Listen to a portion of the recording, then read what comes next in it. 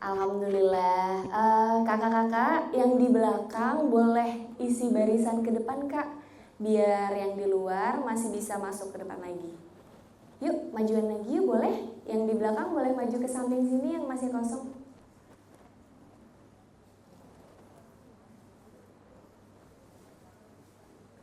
Gimana Kak, Ibu, Mbak semua hari ini, Mas, Kakak kabarnya? Baik, Alhamdulillah. Senang sekali hari ini kita bisa bertemu kembali di kajian milenial.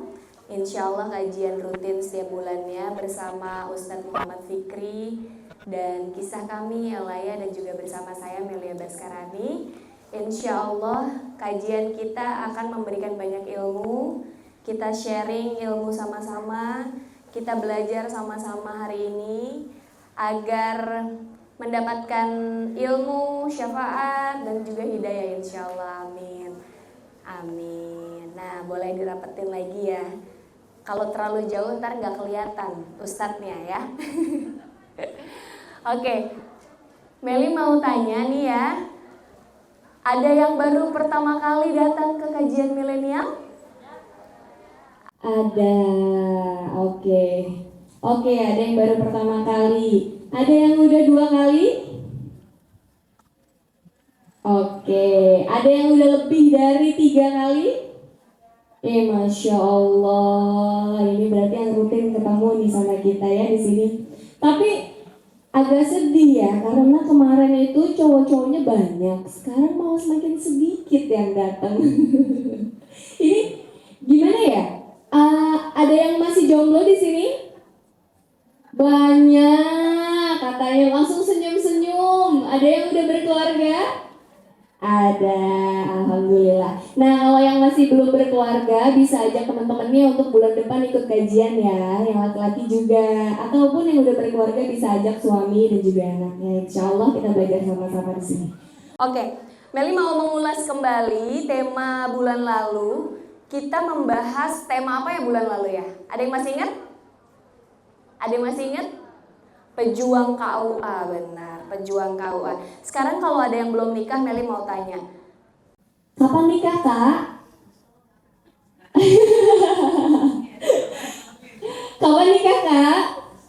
Besok lagi. Nah, berarti gak inget nih. Kemarin bulan lalu Ustadz Fikri udah ngasih tahu kita. Kalau kita ditanya, kamu kapan nikah? Kan bentar lagi kita Ramadan nih. Terus ketemu Lebaran. Pasti ketemu sama tante, om yang bakalan nanya, kapan nikah? Gitu kan. Nah, ingatlah jawabannya. Kata Ustadz Fikri, kalau ditanya kapan nikah, jawabnya terserah Allah. Gitu. Jadi apapun, kapanpun ketentuan Allah untuk menikah terserah Allah. Karena kalau kita nggak menikah juga kita nggak akan masuk neraka kok. Dan insya Allah bisa dipertemukan dengan jodoh secepatnya. Amin. Ya Rabbal Alamin. Baik, hari ini kajiannya kita akan membahas tema tentang kenapa harus aku. Kenapa harus aku? Di sini ada yang mau curhat duluan. Ada yang mau izin spill bertanya duluan juga boleh, biar nanti Meli langsung catat kasih ke Ustadz. Ada? Ada yang mau? Kayaknya masih diam 1000 bahasa. Insya Allah hari ini kita akan membahas tema tentang kenapa harus aku. Kenapa harus aku? Kenapa harus aku yang disakitin? Kenapa harus aku yang jadi tulang punggung keluarga? Kenapa harus aku yang ditinggalin sama kedua orang tuaku? Kenapa harus aku? Dan banyak pertanyaan lainnya. Insya Allah nanti kita akan membahas ini semua bersama Ustadz. Bareng-bareng siapkan hatinya, batinnya untuk menerima ilmu dari Ustadz Fikri hari ini ya.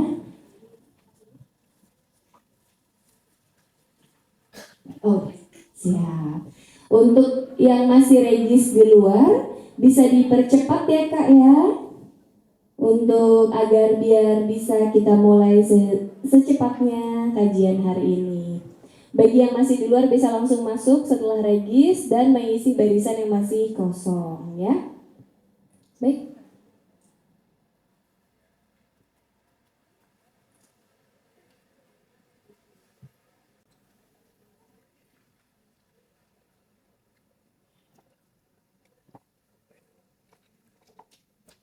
kajian milenial bulan ini dengan tema Kenapa Harus Aku? Insya Allah akan segera kita mulai.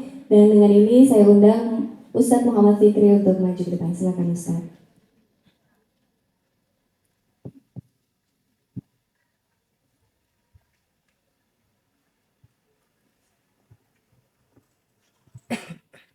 Assalamualaikum Ustadz. Waalaikumsalam warahmatullahi wabarakatuh. Gimana kabar Ustadz? Alhamdulillah. Alhamdulillah. Jadi tadi Meli udah sempat spill ke teman-teman siapa yang udah datang kajian bulan lalu. Kalau ditanya kapan nikah, jawabannya kan terserah Allah ya Ustadz. Terserah Allah. Nah, sekarang kita akan bahas tema tentang kenapa harus aku Ustadz. Kalau kita ingat kembali atau kita bertanya kembali, kenapa sih harus aku?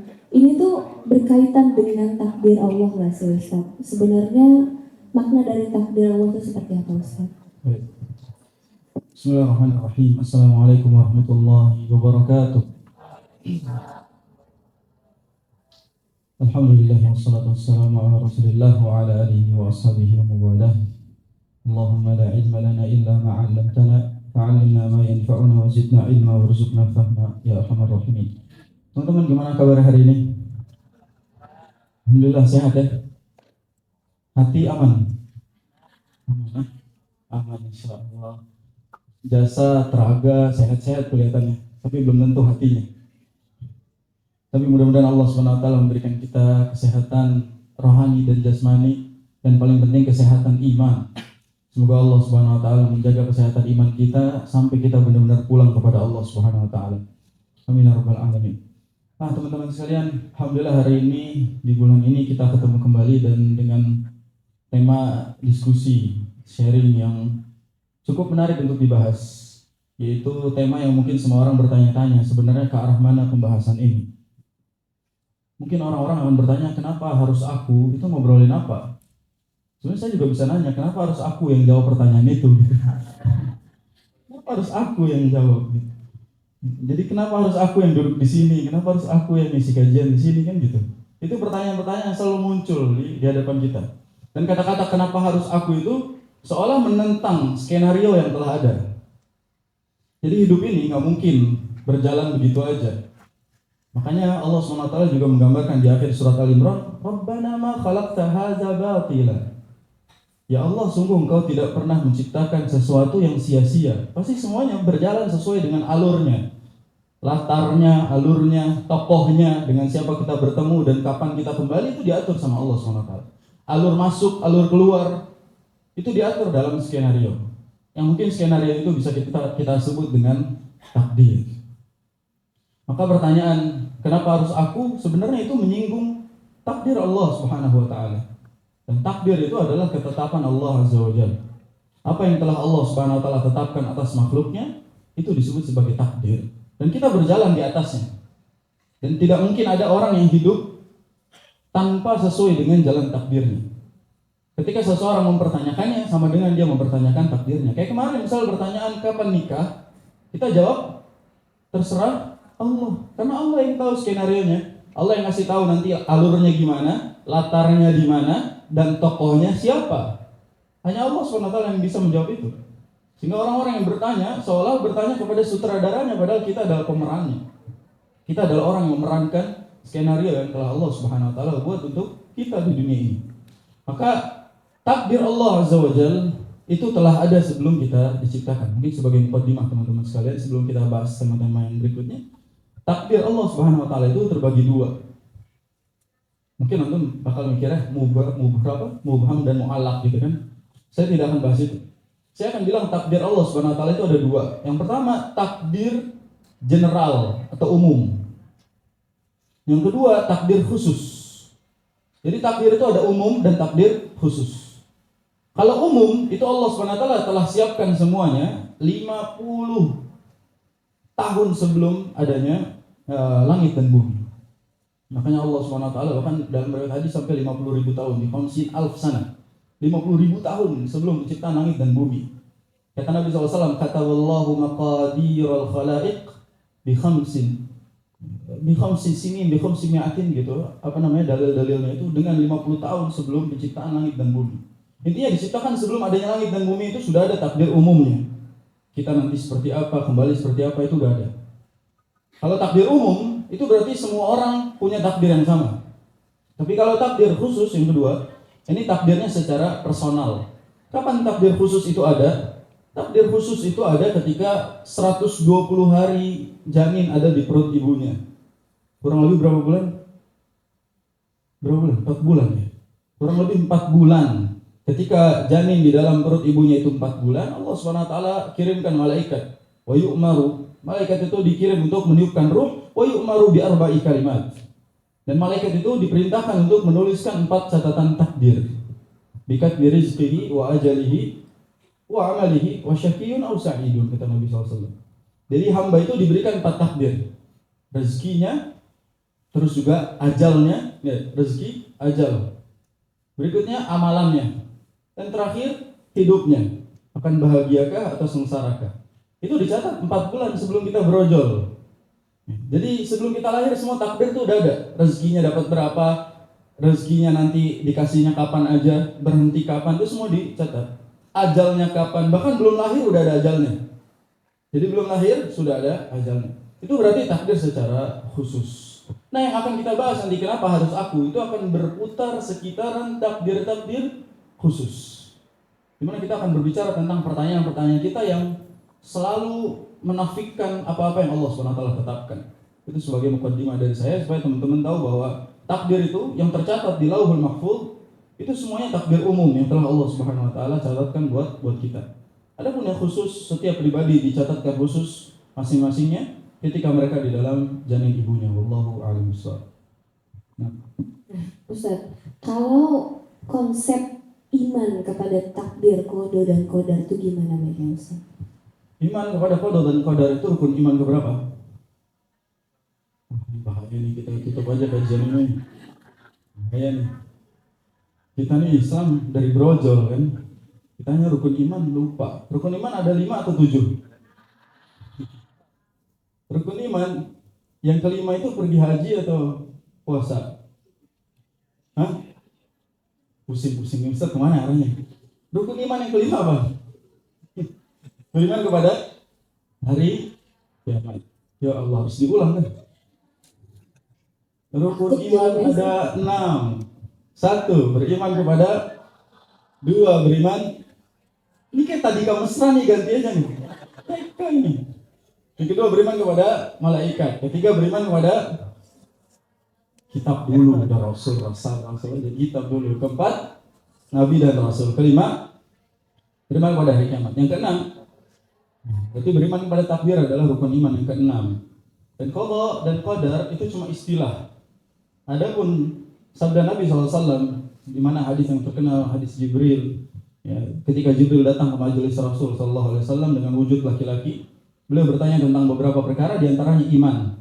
Dan Nabi SAW menjawab, antu'mina billahi wa malaikatihi wa kutubihi wa rusulihi wal yaumil akhir wa tu'mina bil qadari khairihi wa syarrihi, atau kama qala.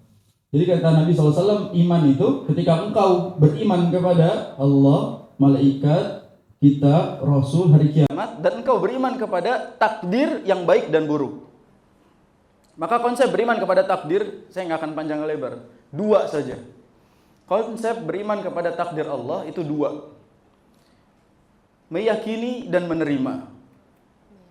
Rumusnya itu 2. Meyakini dan menerima. Meyakini bahwasanya semua yang terjadi dan akan terjadi itu semua atas kehendak Allah Azza wa Jalla. Yang kedua, menerima. Menerima semuanya dalam bentuk apapun yang Allah SWT berikan kepada kita tanpa mengeluhkannya. Jadi yakin dan menerima, ini cara kita beriman kepada takdir. Kalau orang aku beriman kepada takdir tapi dia masih mengeluhkan apa yang Allah tetapkan, berarti belum iman kepada takdir. Kalau orang beriman kepada takdir masih nanya, ya Allah kenapa harus aku yang mendapatkan ujian ini, berarti dia belum beriman kepada takdir. Karena ini semua telah ditetapkan oleh Allah Azza wa Jalla. Maka orang ketika meyakini takdir Allah Subhanahu wa taala, dia pasti akan yakin dan menerima. Itu rumusnya. Adapun qada dan qadar, siapa yang tahu perbedaannya? Apa perbedaan qada dan qadar? Kalau qada itu, kalau qadar itu Qadha itu ketetapan. Qadar itu keputusan. Cuma para ulama banyak yang menyatukan makna qadha dan qadar. Mereka sepakat bahwa qadha dan qadar maknanya ketetapan. Setiap ayat menyebut qadar itu pasti qadha. Setiap ayat menyebut qadha itu pasti qadar. Tapi secara bahasa, qadha itu ketetapan, qadar itu keputusan. Apa yang diputuskan pasti adalah apa yang sudah ditetapkan. Tapi apa yang ditetapkan belum tentu diputuskan. Jadi semua yang telah menjadi qadar itu bagian dari qadanya Allah Azza wa Jalla. Tapi kalau masih sebagai qada ketetapannya, itu masih ada kemungkinan dirubah sesuai dengan kehendak Allah. Makanya mengapa kita pernah dengar bahwasanya ada hadis memanjangkan usia, memperlancar rezeki, itu berarti merubah takdir loh. Padahal rezekinya sudah ada, ya usianya sudah ditetapkan, kok bisa dipanjangin, kok bisa jadi nambah misalnya. Nah itu berarti soal ketetapan Allah Azza wa Jalla yang masih bisa dirubah sesuai dengan kehendak Allah. Adapun takdir atau qadar itu nggak bisa lagi diganggu gugat. Inna kulla syai'in khalaqnahu biqadar. Sesungguhnya segala sesuatu telah kami ciptakan sesuai dengan kadarnya. Jadi udah nggak bisa diprotes lagi kalau udah keputusan Allah Azza wa Jalla. Tapi kalau soal ketetapan masih bisa dirubah. Itu kurang lebih perbedaan qada dan qadar. Jadi kita tidak bisa membicarakan tentang qada Allah yang telah ditetapkan begitu lama sebelum ciptaan kita. Namun kita masih bisa menerima semua qadarnya Allah Azza wa Jalla dan meyakininya bahwasanya semua datang dari Allah. Nah, wallahu a'lam. Nah Ustaz, kalau takdir itu kan ada takdir baik dan juga takdir buruk, betul. Gimana caranya supaya kita kalau dapat takdir baik pasti kita terima ya Kak ya. Tapi kalau kita dapat takdir buruk Ustaz, pasti kita nggak terima. Gimana caranya supaya kita bisa menyikapi hal itu bahwa Allah tuh sebenarnya sayang sama kita? Baik, soal takdir dan buruk, saya mau tanya teman-teman. Allah menakdirkan, mungkin nggak ada yang buruk? Allah SWT menakdirkan sesuatu, mungkinkah ada yang buruk? Lemas amat, nggak yakin kan? Mungkinkah ada yang buruk? Kenapa disebut beriman kepada baik dan buruk? Rukun iman loh, tadi kita sebutkan hadisnya. Bahwasanya Rasulullah SAW menyebutkan, dan ketika kamu beriman kepada takdir yang baik dan buruk. Berarti seolah Nabi SAW memberikan kita kabar bahwa ada takdir yang baik dan buruk. Bagaimana cara compare-nya? Saya akan tambah masalahnya di kepala teman-teman.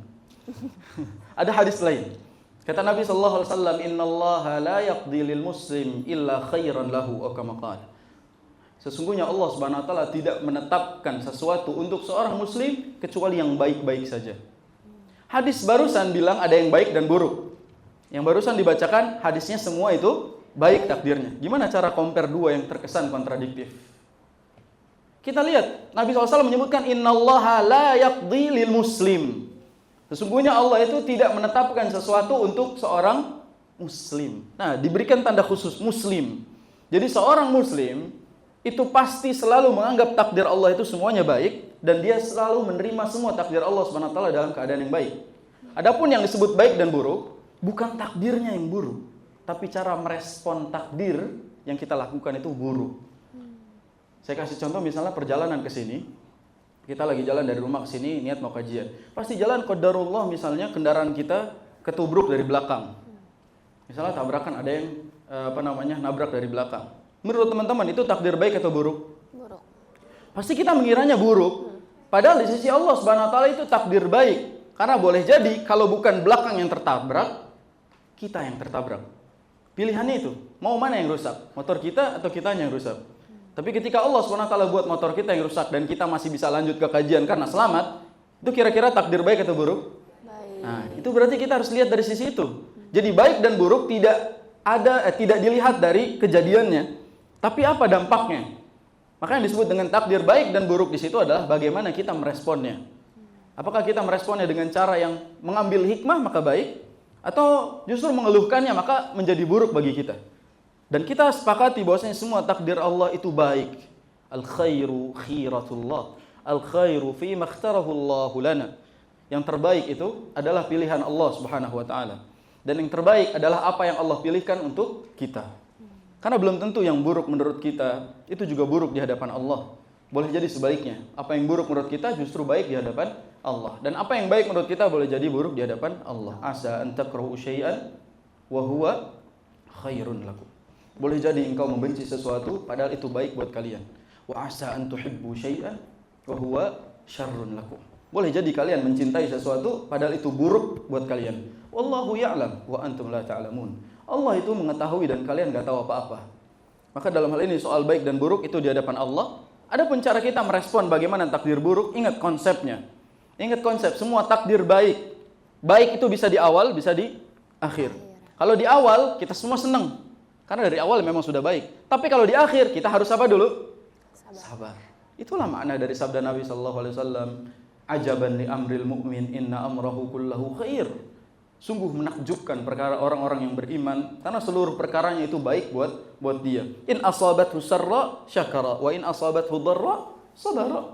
Kalau dia dikasih kebaikan dia bersyukur, dan kalau dikasih sesuatu yang menurutnya buruk maka dia bersabar. Fakana khairan lahu. Syukur dan sabar itu kebaikan buat dia. Cara merespon takdir baik itu bersyukur, dan cara merespon takdir yang menurut kita baik saat itu adalah dengan bersabar. Karena kadangkala Allah itu ketika menurunkan anugerah selalu melewati musibah. Dan kadangkala Allah Subhanahu wa taala ketika ingin mengangkat derajat seorang hamba, Allah pasti akan berikan dulu ujian-ujian untuk melihat berapa nilai dia. Berapa saya akan kasih nilai dia. Saya punya perkataan dari seorang sastrawan. Mungkin teman-teman kalau suka baca buku ada namanya William Shakespeare. Kalau pernah baca. Nah, William Shakespeare itu pernah ngomong dengan perkataan yang terkenal sebenarnya. Tapi saya bacakan dengan versi bahasa Arab. Jadi saya baca kitab ini bahasa Arab, cuma perkataan beliau. Beliau bilang gini, yukhtabaruz zahabu bin nar, wa tukhtabarul mar'atu biz zahab, wa yukhtabarur rajulu bil mar'ah. Sejatinya emas itu sebelum jadi emas dibakar dulu oleh api, diuji dulu oleh api. Dan perempuan diuji oleh emas. Keuji nggak kalau soal emas? Ya, mau emas, mau emas yang berapa gram sama keuji. Ya? Emas yang 20 gram sama emas yang 85 kilogram. Gitu. Ada emas yang besar dan emas yang kecil. Nah ini dua-duanya menggoda, menguji wanita. Dan wanita itu diuji dari emas, maksudnya dari hartanya. Kalau dia selalu mengincar hartanya, terlihat sekali nilainya di mana.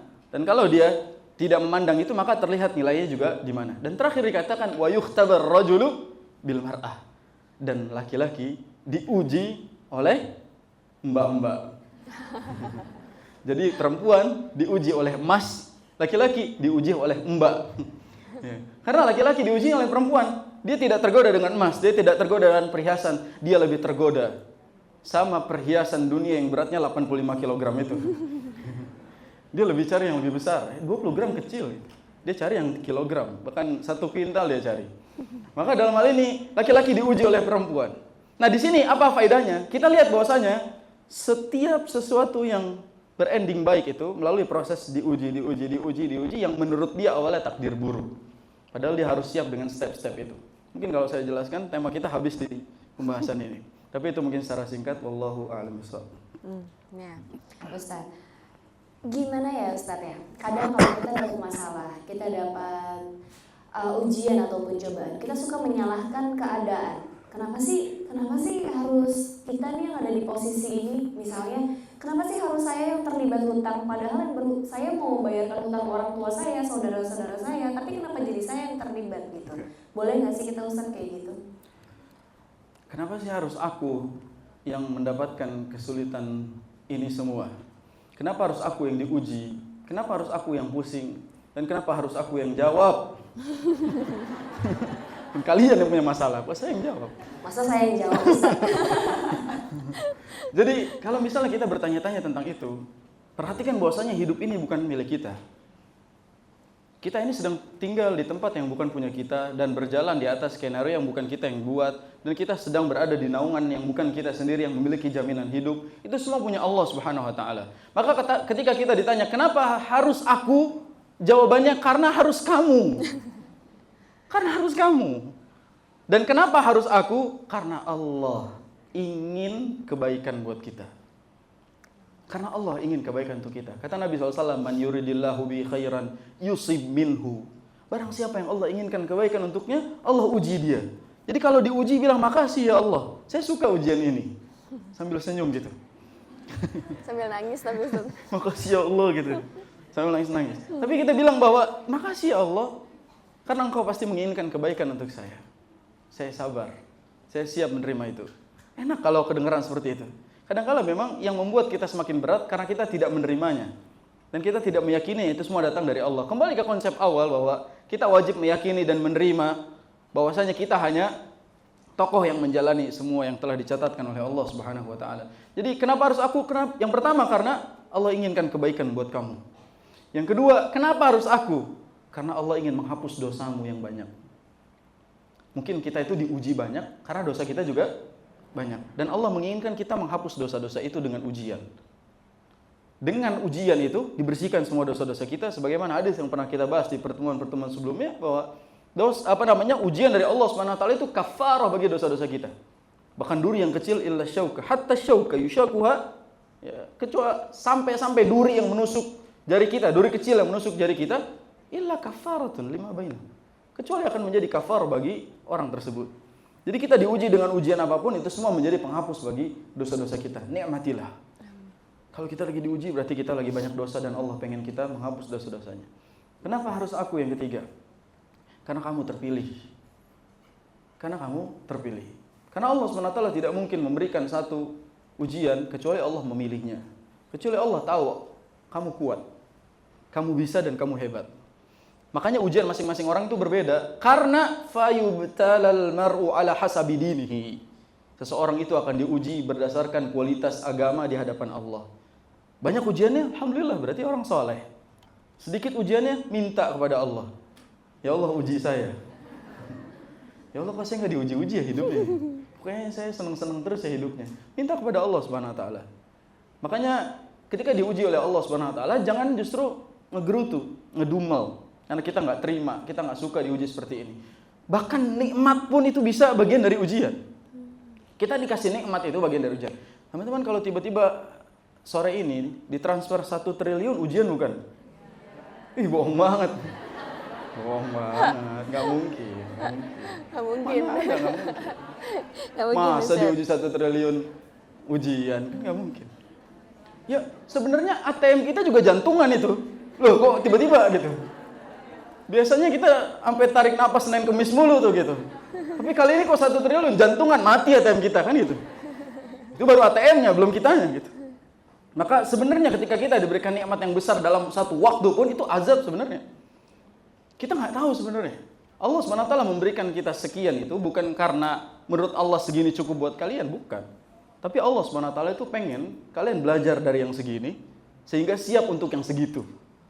Jadi tidak mesti dalam satu waktu kita mendapatkan kenikmatan yang besar, tapi berikutnya kita nggak dapat lagi, kan rugi gitu. Lebih baik sedikit tapi konsisten. Maka lebih baik mana? Kita ditransfer hari ini 1 triliun atau sehari 10 juta. Tapi sampai mati. 10 juta sampai mati mau nggak? Tapi matinya ntar sore. Ya. Gak jadi. Gak jadi ya. Tahu gitu 1 triliun Ustaz gitu. Tapi coba bayangin, dapat 1 triliun terus mati. Iya. Ya kan nikmatin. Bener. Nikmat bukan? Enggak. Berarti kehidupan kita lebih besar daripada nominal itu semua. Kita selalu mengira bahwasanya ujian dari Allah Subhanahu wa taala itu menyiksa kita. Bodohnya kita, kehidupan kita ini kenikmatan. Kalau tuh mayat-mayat di bawah kuburan itu bisa ngomong, mereka akan bilang, "Enak ya lu masih hidup. Karena lu masih bisa beramal. Saya di sini nggak bisa ngapa-ngapain lagi. Tinggal disiksa doang atas dosa-dosa ini." Kita punya kenikmatan yang besar.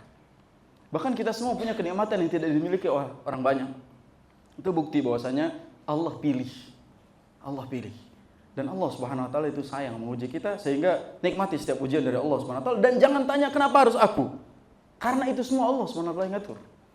Pertanyaan kenapa harus aku? Itu adalah bentuk ngoreksi takdir Allah. Emang kalau bukan kamu siapa lagi? Karena Allah Subhanahu wa taala pengennya kamu. Kalau kamu ya kamu, enggak mau yang lain. Maka kalau kita bertanya seperti itu, berarti kita sama saja mengoreksi takdir Allah Azza wa Jalla. Dan orang yang bertanya pertanyaan tersebut berarti dia tidak yakin dan tidak menerima apa yang Allah Subhanahu wa taala putuskan. Sekarang ada yang lagi diuji, bilang terima kasih ya Allah. Alhamdulillah ala kulli hal. Segala puji bagi Allah Subhanahu wa taala atas segala yang dikasih untukku. Nikmati. Karena boleh jadi ujian kita hari ini adalah apa yang diinginkan oleh orang-orang sebelum kita atau apa yang diinginkan oleh orang lain. Ada orang lain diuji, dia pengen ujiannya kayak kita justru. Kita yang diuji, kita pengen ujian kita kayak orang lain. Begitu terus. Begitu terus. Dan kita akan selalu mengeluhkan itu. Manusia itu emang terkenal dengan banyak protesnya. Allah Subhanahu wa taala sebutkan dalam surat Al-Ma'arij. Kata Allah Subhanahu wa taala apa? Kalla enggak jadi deh. Saya enggak jadi ngelanjutin ayat nih. Langsung ke ayatnya aja. Idza massahu syarru jazua wa idza massahul khairu manua. Allah SWT menyebutkan manusia itu ketika diberikan keburukan, dia malah melupakan Allah.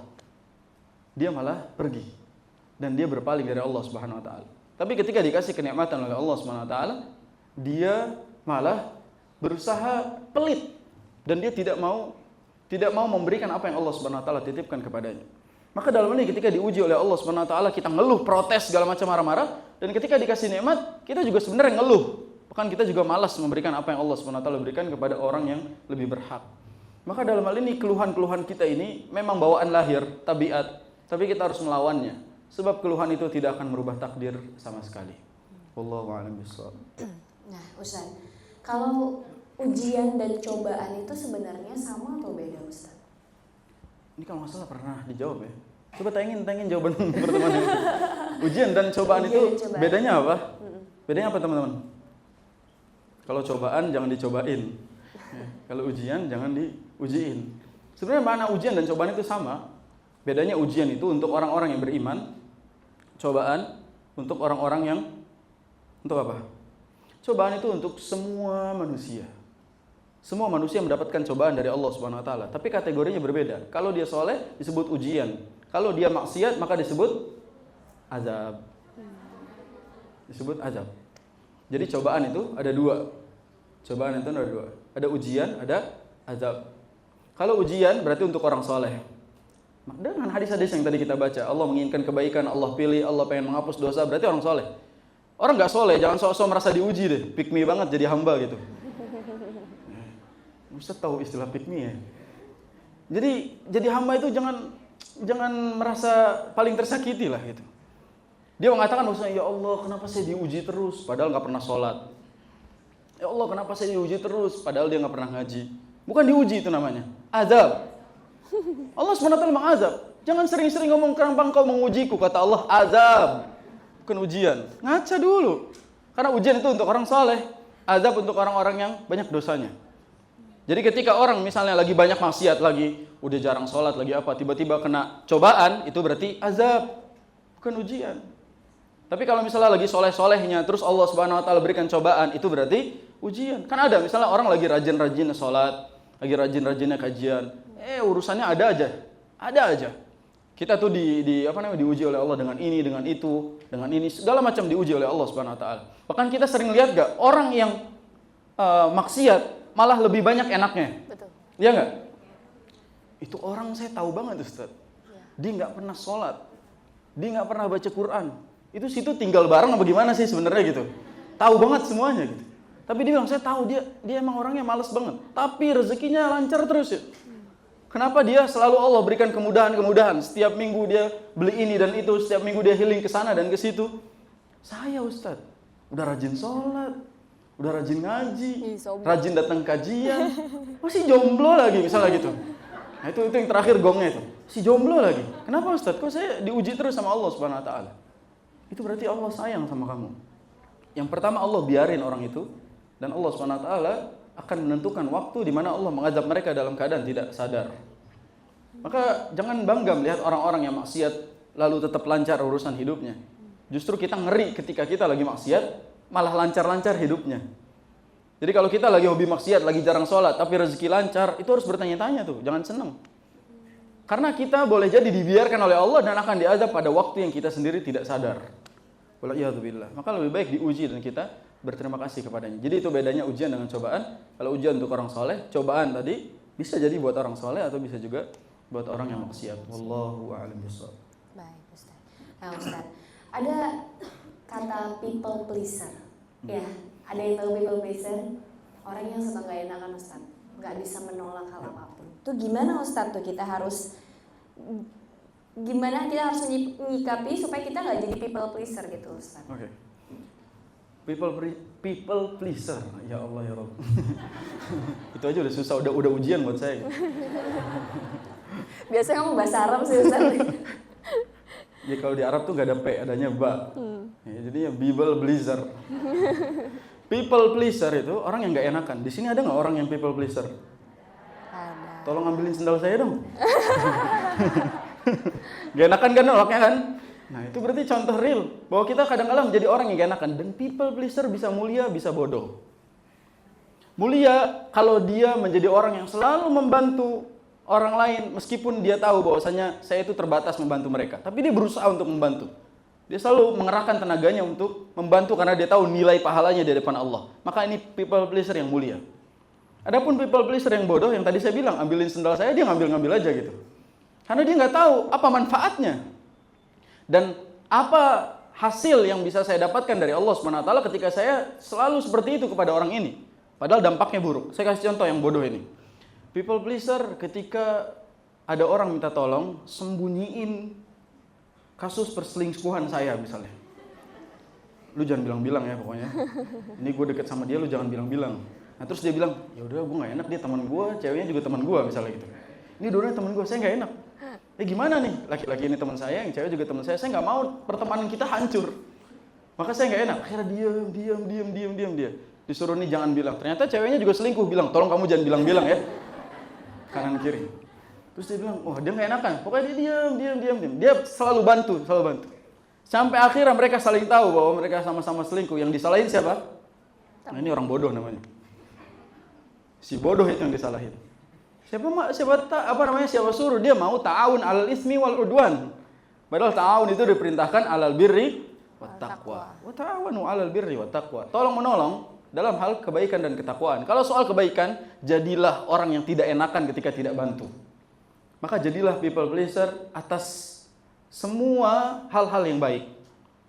Tapi Ustaz, kadang-kala ketika kita baik malah dimanfaatin sama orang lain. Kita terlalu baik itu dimanfaatin Ustaz. Orang sekarang memang seperti itu. Ketika ada yang baik pasti dimanfaatin. Kita yang tahu di titik mana kita dimanfaatin. Kalau sudah ada di titik itu maka berhentilah. Contoh misalnya karena kita nih orangnya royal banget, ada yang pinjem, kita pinjemin. Belum dibayar, minjem lagi. Iya banget lagi Ustaz, relate banget itu. Teman saya ada di sini belum bayar Ustaz. Tolong sekalian titip gitu. Lihat. Ada teman misalnya minjem. Kita kasihan sama dia awalnya karena dia butuh segala macam. Kita pinjemin. Oke, nanti ganti ya kalau udah waktunya. Pas di waktunya kita minta, ternyata dia belas kasihan lagi. Saya nggak bisa bayar, tolong kasih saya tanggungan. Oke, dikasih. Bulan berikutnya dia bilang boleh minjem lagi nggak? Saya lagi susah banget ini, soalnya harga tiket konser mahal gitu. Nah yang kayak gini keplak aja orangnya gitu. Kalau dia seperti itu, baru itu batasannya kita berhenti. Kita nggak lagi nolong dia. Maka jadi people pleaser itu harus cerdas sedikit. Kalau yang berpeluang surga, berpeluang pahala, lakukan. Tapi kalau yang tidak, jangan sampai rela mengorbankan kebahagiaan kita hanya untuk kebahagiaan fana orang lain. Karena kita berhak bahagia. Bukan berarti egois. Karena memerhatikan kebahagiaan diri sendiri, bagian dari cara menjaga kesehatan iman dan imun kita. Kalau kita nantinya selalu tidak enakan kepada orang lain dan ujung-ujungnya malah sakit hati dan ujung-ujungnya malah bikin perpecahan dalam pertemanan, maka jangan. Dari awal kita sudah putus itu. Jangan jangan main api. Justru kita harus memutus dari awal. Tapi kalau misalnya mampu dan kita orang yang tidak enakannya tahu batasan, lanjutkan. Anda mulia. Karena orang yang tidak enakan ketika ada orang meminta tolong, dia mulia di hadapan Allah Subhanahu wa taala. Biarlah balasan itu datangnya dari Allah Subhanahu wa taala. Kata Nabi SAW, "Man yassara mu'siran." Ya barang siapa yang memudahkan orang yang sedang kesulitan, yassarallahu lahu fid dunya wal akhirah. Maka Allah akan mudahkan dia di dunia dan di akhirat. Jadi kalau kita memudahkan orang yang sedang kesulitan, baik itu kesulitan yang menurut kita sebenarnya nggak sulit, tapi menurut dia sulit, nggak apa-apa. Karena Allah Subhanahu wa taala yang akan mudahkan kita dunia dan akhirat. Amin. Nah, itu yang harus kita perlihatkan antara people pleaser yang mulia dengan people pleaser yang dengan kata halusnya bodoh tadi. Ya. Maka people pleaser yang bodoh jangan diikuti. Sebagaimana konten-konten Instagram sekarang banyak yang bahas tentang people pleaser. Dan people pleasernya aneh-aneh gitu. Maka yang seperti itu tidak perlu dicontoh. Adapun yang bernilai pahala dan membawa kita ke jalan yang baik, maka itu boleh. Wallahu a'lam bishawab. Nah, Ustaz, di kehidupan sehari-hari itu kita suka ketemu sama orang-orang yang posesif, yang nyebelin Ustaz biasanya. Atau yang manja atau selalu ketergantungan sama kita. Itu gimana kita nyikapinnya supaya mereka tidak seperti itu, Ustaz, kalau kita ketemu orang-orang seperti itu? Ini banyak sekali istilah-istilah anak-anak sekarang ya. Anak sekarang tuh punya banyak istilah sehingga Ustadz juga pusing. Udah ngafalin Quran, murojaah hafalan, udah ngafalin hadis. Suruh ngafalin kata-kata kamus anak Jaksel. Ya, makanya zaman sekarang akhirnya orang-orang tuh bertanya tentang sesuatu yang kadang Ustadznya juga nggak tahu. Ustadz, sebenarnya hukum kelingi itu apa sih Ustadz? Apa namanya? Kelingi. Ini kan? Kelingi apa? Artinya apa? Manja. Apa hukumnya Ustadz? Apa hukumnya kalau ada orang yang manja banget sama kita? Kalau dia pasangan halal Anda, bermanja-manjalah. Tapi kalau dia bukan siapa-siapa, ngapain manja sama Anda gitu? Anak bukan, pasangan bukan, manja, jijik banget gitu. Bener aja pertanyaannya. Anak bukan, manja-manja. Masa ada anak tetangga gelendotan gitu kan? Ngapain sih? Atau misalnya istri orang gelendotan gitu. Ngapain? Yang seperti ini tuh nggak perlu dibahas ya. Manja-manja yang seperti ini udah tinggalkan. Adapun manja-manja kepada sesuatu yang halal nggak apa-apa. Maksud manja gini Ustadz, ini teman kita nih sok paling tersakiti dan dia pengennya kita tuh memaklumi dia. Makanya dia tuh seolah-olah merasa paling banyak masalah, merasa harus diperhatikan. Makanya masuk lagi istilah baru yaitu pick me. Aduh, nambah lagi. Masuk lagi istilah pick me, yaitu dia orang selalu minta perhatian. Pokoknya masalah yang paling berat itu masalah dia. Dan semua orang harus memperhatikan masalah dia. Seolah dia mengatakan bahwasanya tidak ada satupun makhluk di dunia ini yang diuji kecuali saya. Orang kayak gini, yang seperti ini, maka tidak patut kita urusin. Biarkan dia dengan kesulitan dirinya. Biarkan dia dengan kesulitan yang dia sendiri bikin kesulitan. Teman-teman tahu nggak sebenarnya rumus orang-orang menjadi tertekan atas masalah itu karena banyak gayanya. Kan rumus tekanan apa? Rumus tekanan itu karena adanya gaya dan terlalu luasnya ruang yang kita miliki. Sehingga banyaknya tekanan di situ. Untuk mengurangi tekanan, maka kita harus menghilangkan gaya dan mempersempit luasnya. Maka dalam hal ini yang bikin kita banyak masalah itu sebenarnya karena kita kebanyakan gaya. Hilangkan gaya-gaya itu. Hiduplah di atas keadaan hidup kita sendiri. Dan catat kata-kata ini. Jangan merasa tersakiti di dunia yang jelas-jelas akan menyakitkanmu. Karena dunia ini isinya akan menyakitkan kita dan kita harus siap dengan rasa sakit itu. Laqad khalaqnal insana fi kabad, maknanya apa, man? Sungguh telah kami ciptakan manusia untuk merasakan sakit, diuji oleh Allah Subhanahu wa taala. Jadi jangan selalu merasa sakit di rumah sakit. Orang semuanya sakit di situ. Terus dia bilang saya paling merasa sakit, semuanya sakit. Maka jangan pernah kita merasa bahwa kitalah yang punya masalah lebih besar, hilangi itu semua. Dan kita jangan selalu, oh ini juga penting nih. Jangan selalu ingin merasa dimaklumi. Belajarlah memaklumi keadaan, bukan keadaan yang harus maklum sama diri kita. Belajarlah untuk beradaptasi dengan kerasnya dunia. Bukan kita yang selalu mengeluhkan dan ingin diperhatikan, ingin dikasihani. Berhentilah ingin dikasihani. Karena sejatinya dunia ini memang survive buat kita. Kita harus melawan itu semua dan kita harus berjuang melawan itu semua. Jangan selalu minta bantuan kepada orang lain dengan alasan kita tidak mampu menjalankannya. Dan manusia-manusia pygmy itu, mereka sebenarnya yang mereka cari itu bukan penyelesaian masalah, tapi perhatian orang. Dan ketika mereka mencari itu, maka tinggalkan saja. Semakin diperhatikan, maka semakin banyak gayanya. Dan semakin banyak diliput, semakin banyak tangisannya, kan gitu. Jadi semakin banyak liputannya, semakin banyak tangisan dan luka-lukanya yang harus diupdate ke banyak orang. Ini musibah yang seperti ini. Apalagi zaman sekarang orang viral-viral minta dikasihani. Yang seperti ini nggak boleh. Jangan sebut nama apa, bisa nggak? Takutnya ada orang di sini namanya itu gitu. Saya kan nggak mau ntar diomelin pengacaranya kan gitu ya. Masalah nanti. Tapi intinya jangan selalu menjadi manusia yang seperti itu karena buat apa? Ingat kata Patrick. saya pakai dalil Patrick. Ingat kata Patrick. Dia bilang jangan berusaha dunia agar mengertimu, tapi berusaha mengerti dunia, kata dia. Jadi jangan buat dunia itu mengerti kita, padahal sebenarnya dunia itu keras dan kita yang harus mengerti tentang dunia. Begitulah kira-kira kata Syekh Patrick rahimahullah. Tapi intinya di sini saya ingin bilang sama teman-teman, kalau punya teman-teman yang pygmy dan selainnya itu, kita harus nasihati dia, bilang ke dia bahwa Anda bukanlah satu-satunya orang yang diuji oleh Allah Subhanahu wa taala, dan Anda bukanlah satu-satunya orang yang sedang berada di atas kesulitan. Anda juga bukan satu-satunya orang yang pernah mengalami luka seperti itu. Orang-orang sebelum kita, bahkan orang-orang sekitaran kita, ada yang lebih sakit daripada kita. Maka belajarlah untuk memahami rasa sakitmu sendirian. Jangan bawa orang lain seolah-olah kita harus merasakan sakitnya dirimu. Karena sejatinya orang kalau sakit ya sudah, kita cuma bisa prihatin dan tidak mau sakit bareng sama dia. Maka yang bodohnya people pleaser ketemu sama pick me tadi. Udah people pleaser ketemu pick me, udahlah kelar. Si pick me minta tolong terus si people pleaser nggak bisa nolong, berdualah mereka masuk neraka gitu. Karena saling tolong menolong di atas kebatilan dia terus begitu. Ini nggak ada manfaatnya. Nanti istilah seperti ini, kata pick me, clingy, terus apalagi tadi people pleaser. Itu kalau ada manfaat dan kebaikannya masih boleh digunakan. Tapi kalau tidak, jangan sematkan kepada yang tidak pantas untuknya. Misal Muslim pick me misalnya, pick me Muslim misalnya, nggak boleh. Muslim itu tidak boleh pick me, nggak boleh disematkan seperti itu.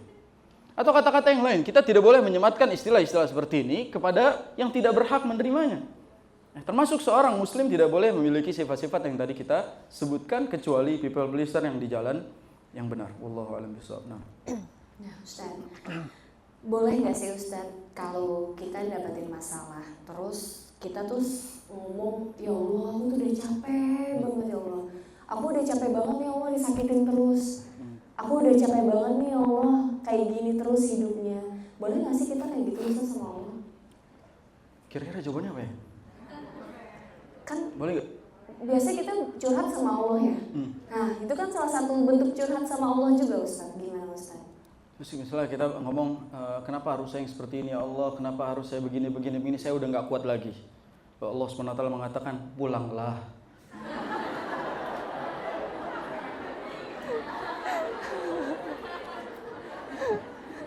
Mau nggak? Mantap nggak? Begitu aja simpel, singkat, padat, nyelekit Ustaz. Ketika misalnya kita protes seperti, ya Allah saya udah nggak kuat, saya udah sakit banget seperti ini. Allah kata Allah, pulanglah. Pulang, kalau nggak mau seperti ini, pulang apalagi. Karena dengan Anda pulang, Anda akan kehilangan sakitnya dunia, tapi selamat datang pada sakitnya Akhirat. Maka pertanyaan ini juga berlangsung luas ketika kita katakan, Ustaz, bolehkah ketika saya sudah tidak kuat dengan urusan dunia, saya bilang, ya Allah, mending saya mati aja. Karena saya udah nggak kuat lagi sama urusan dunia. Boleh nggak ngomong kayak gitu? Boleh, kalau sudah siap menjawab pertanyaan malaikat di kubur, dan kalau sudah ada tiket masuk ke dalam surga. Tapi kalau belum, jangan bodoh. Kadang-kala di antara kita itu diuji oleh Allah SWT dengan masalah yang besar, lalu dia berpikir bahwasanya bunuh diri adalah solusinya. Zaman sekarang bundir ada agen-agennya soalnya. Ada agen jasa-jasa bundir. Ya, dibantuin, ada yang dijorokin kan gitu. Ini kayak orang sekarang perlu jasa-jasa bundir gitu. Kelihatannya orang udah nggak sanggup lagi tinggal di dunia dan dia pengen merasakan challenge di kuburan. Habis itu dia pengen di challenge di akhirat. Maka dalam hal ini ketika ada orang yang mengatakan mending saya mati aja karena dunia ini terlalu keras buat saya. Bodohnya dia nggak berpikir kuburan lebih keras buat dia. Dan bodohnya dia nggak berpikir bahwasanya neraka itu adanya di akhirat bukan di dunia. Kalau Allah Subhanahu wa taala itu benar-benar membalas perbuatan seorang hamba ketika dia melakukannya, artinya ketika kejadian Allah Subhanahu wa taala langsung balas, sejatinya kita nggak akan hidup lama. Tapi Allah Subhanahu wa taala walaupun ngasih kita ujian yang begitu besar, Allah juga kasih tangguhan yang lebih besar. Yaitu Allah menangguhkan azab buat kita si pendosa ini. Kalau Allah tidak tangguhkan, maka setiap hari lebih sakit daripada hari ini. Bisa dibayangkan kalau setiap kita melakukan kemaksiatan, Allah balas dengan satu azab. Besok kita maksiat lagi, Allah balas dengan satu azab. Maka rasa sakitnya akan lebih sakit dibandingkan kita sekarang. Padahal kita mendapatkan nikmat yang lebih besar daripada itu semua. Tapi orang-orang zaman sekarang lebih cinta bertemu malaikat dibandingkan bertemu dengan orang-orang di dunia ini.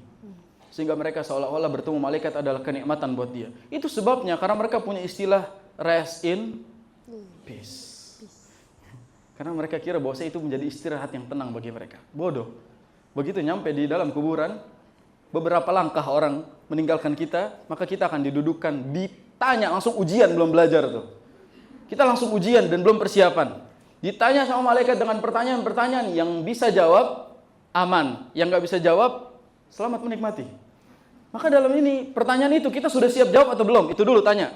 Boleh nggak kita mengeluhkan dan boleh nggak kita minta mati? Ini dulu, pertanyaan ini udah siap jawab atau belum? Kalau udah siap, challenge berikutnya adalah, udah siap belum buat menghadapi kerasnya akhirat? Kalau belum, maka dunia lebih indah sebenarnya. Dan dunia adalah kesempatan untuk itu. Jadi kalau misalnya ada yang berdoa, misalnya, ya Allah matikanlah saya sekarang karena saya sudah tidak kuat lagi, maka ini adalah bentuk negative thinking kepada Allah Subhanahu wa taala yang telah memberikan tangguhan waktu buat kita. Ini adalah bentuk suudzon kepada Allah Subhanahu wa taala atas takdir-takdir yang ditetapkan olehnya. Allah pengen dia matinya misalnya di tanggal 5 Desember. Nah, di tanggal 24 November dia minta dimajukan waktunya misalnya. Maka dia telah memutus segala takdir yang sudah Allah siapkan sampai hari-hari itu. Dia tidak percaya bahwasanya takdir Allah berikutnya adalah solusi dari setiap masalahnya. Misal, hari ini kita berat banget masalahnya, udah nggak kuat lagi Ustaz. Pokoknya saya pengennya mati aja. Tahu-taunya sebenarnya solusinya itu Allah kasih besok. Gimana? Dan kita nggak ada yang tahu. Kita punya masalah hari ini dengan masalah yang bertahun-tahun ke belakang dan ternyata obatnya besok. Tapi kita matinya hari ini. Itu bodohnya. Kita tuh sok-sok mendikte takdir Allah Subhanahu wa taala, padahal semuanya berjalan sesuai dengan takdirnya. Dan orang akan mati ketika seluruh rezekinya sudah selesai untuknya. Maka dia nggak akan mati kalau rezekinya belum selesai. Pernah dengar cerita orang yang sudah meninggal, dia udah dikafani, udah ini sampai orang-orang sudah datang ke rumahnya, tiba-tiba dia bangun, minta air minum. Kira-kira gimana? Lagi datang takziah, tiba-tiba mayatnya duduk gitu. Kabur. Kabur. Coba kebayang guys, sebenarnya kehidupan kita tuh seaneh itu ya. Kenapa saya bilang seaneh itu? Kalau ada orang meninggal, keluarga-keluarga nangis gak? Sedih gak atas kepergiannya? Sedih. Meratapi gak? Ya. Apa yang dia bilang? Kenapa mati sih? Kenapa harus tinggalkan saya? Kenapa harus pergi dari saya? Di waktu itu mayatnya bangun. Orang yang ngomong itu ngapain? Tadi kan nyariin. Tadi minta bangun. Tadi nggak mau ditinggalin. Begitu bangun dia lari. Kan berarti palsu ya? Berarti yang seperti ini palsu, dia nangis-nangisnya itu meratapinya bohong. Begitu bangun ditinggalin. Nah cerita ini, orang ini minta minum segelas minum. Dikasih akhirnya segelas minum. Udah minum, mati lagi. Anda tahu kenapa? Karena rezeki terakhirnya segelas air yang belum Allah SWT tunaikan. Jadi rezeki terakhir dia adalah segelas air minum. Kalau belum ditunaikan, dibangunin lagi sampai dikasih dulu rezekinya, baru dia kembali mati. Maka seperti itulah kehidupan kira-kira. Kita tidak akan pergi kecuali selesai semua urusan takdir kita dan rezeki kita sudah disempurnakan. Begitu yang disampaikan oleh Nabi SAW. Maka tenanglah. Kalau belum waktunya, kita akan terus diberikan solusi-solusi oleh Allah SWT. Hanya kuncinya satu, jangan sok tahu. Udah bangun saya. Sudah bangun. Lupa jadinya saya kan, kemana tadi kan? Beneran lupa loh. Enggak. Bercanda. Jadi kalau misalnya kita berbicara soal ending itu, kita akan diberikan sesuai rezekinya dan orang nggak akan pergi sesuai dengan rezekinya selesai. Maka jangan sok tahu. Cukup jangan sok tahu aja. Dan sok tahu itu kalau di bahasa Islamnya itu tawakal. Tawakal itu jangan sok tahu sama apa yang Allah SWT tetapkan. Serahkan semuanya kepada Allah SWT. Itu definisinya. Wa may yatawakkal 'ala Allah fahuwa hasbuh. Orang kalau sudah menyerahkan semua urusannya kepada Allah SWT, cukup bagi dia. Dia nggak minta apa-apa lagi. Apalagi dia dasarkan penyerahan dirinya kepada Allah SWT dengan rasa kekuatan iman di dalam hatinya, sehingga dia selalu siap menghadapi apa yang Allah SWT takdirkan. Itu yang didefinisikan dengan takwa. Maka semuanya diberikan. Wa may yattaqillaha yaj'al lahu makhraja. Barang siapa yang bertakwa kepada Allah, Allah kasih solusi. Kasih solusi kayak nama acara ya tadi. Wa may yattaqillaha yaj'al lahu makhraja. Barang siapa yang bertakwa kepada Allah Subhanahu wa taala, maka Allah akan berikan solusi untuknya. Terus wa yarzuqhu min haitsu la yahtasib. Allah akan berikan rezeki kepadanya dari jalur yang dia tidak pernah sangka. Bahkan dia saat itu pengen ending hidupnya, pengen selesaikan hidupnya, dia dapat rezeki mendadak. Orang kalau misalnya mau bunuh diri, tiba-tiba orang sebelahnya bilang, "Mas, saya transfer 10 juta mau." Mau langsung balik lagi deh. Enggak jadi bunuh diri. Nah, itu rezeki dari jalur yang tidak terduga-duga. Allah Subhanahu wa taala memberikan itu. Kita nggak sangka kok tiba-tiba pengen bunuh diri ada 10 juta ya gitu. Apa besok saya gini lagi aja gitu. Dan dia nggak tahu bahwa ada rezeki dari Allah Subhanahu wa taala. Berikutnya di ayat berikutnya kalau kita baca, "Wa may yattaqillaha yaj'al lahu min amrihi yusra." Barang siapa yang bertakwa kepada Allah Subhanahu wa taala, maka dia akan dapati seluruh urusan yang mudah bagi dia. Terakhir, wa may yattaqillaha yukaffir anhu sayyi'atihi wa yu'dhim lahu ajra. Dan barang siapa bertakwa kepada Allah Subhanahu wa taala, Allah hapuskan segala dosa-dosanya dan Allah lipat gandakan pahalanya. Maka tugas kita cuma satu, jangan sok tahu. Serahkan semuanya kepada Allah Subhanahu wa taala. Wallahu a'lam bishawab. Nah. Lanjut lagi Ustaz. Kalau tadi katanya kita nggak boleh ngomong, kenapa sih harus kita yang dapat ujian ini, harus kita yang disakitin? Itu termasuk overthinking atau negative thinking sama Allah Ustaz? Kira-kira negative thinking atau overthinking? Itu over negative thinking. Over negatif. Iya over, udah negative thinking over lagi. Padahal kita tuh dilarang curiga dan dilarang memperbanyak prasangka dalam kehidupan kita. Kata Allah Subhanahu wa taala dalam surat Al-Hujurat ayat 12. Allah berfirman, "Ya ayyuhalladzina amanu ijtanibu katsiran minadh-dhann, inna ba'dadh-dhanni itsmun." Kata Allah Subhanahu wa taala, wahai orang-orang beriman, jauhilah oleh kalian prasangka-prasangka. Thinking, baik yang over ataupun yang biasa. Baik yang positif, bahkan positif, apalagi negatif. Jangan terlalu banyak prasangka. Prasangka baik yang keterlaluan juga nggak baik. Prasangka buruk yang keterlaluan justru memperburuk keadaan. Makanya di ayat ini dikatakan sesungguhnya sebagian dari prasangka itu bernilai dosa. Artinya kalau misalnya presentasinya dibandingin, itu 70-30, 70-nya negative thinking. 30-nya itu positif. Jadi kalau kita sedang berprasangka, yang over pasti negatif. Yang over itu negatif. Bahkan berbicara tentang akan makan apa kita besok, itu bagian dari overthinking dan over negative thinking. Kita tambahkan istilahnya. Jadi ketika kita tanya, ya Allah besok kira-kira makan apa ya? Kita padahal nggak pernah bertanya tentang itu, tapi setiap hari dapat makan dan bisa makan. Kita bisa dapat itu, padahal kita tidak pernah memikirkan akan makan apa, dengan apa, kita nggak pernah pikirkan. Tapi Allah yang kasih. Bagaimana Nabi SAW menggambarkan itu kepada burung, yang mana dia pergi dari sangkarnya di pagi hari, dan dia pulang di sore hari membawa makanan untuk keluarganya di sangkar itu. Burung tanpa akal masih bisa mendapatkan semua yang sedang ia rencanakan. Apalagi kita yang diberikan akal oleh Allah Subhanahu Wa Taala.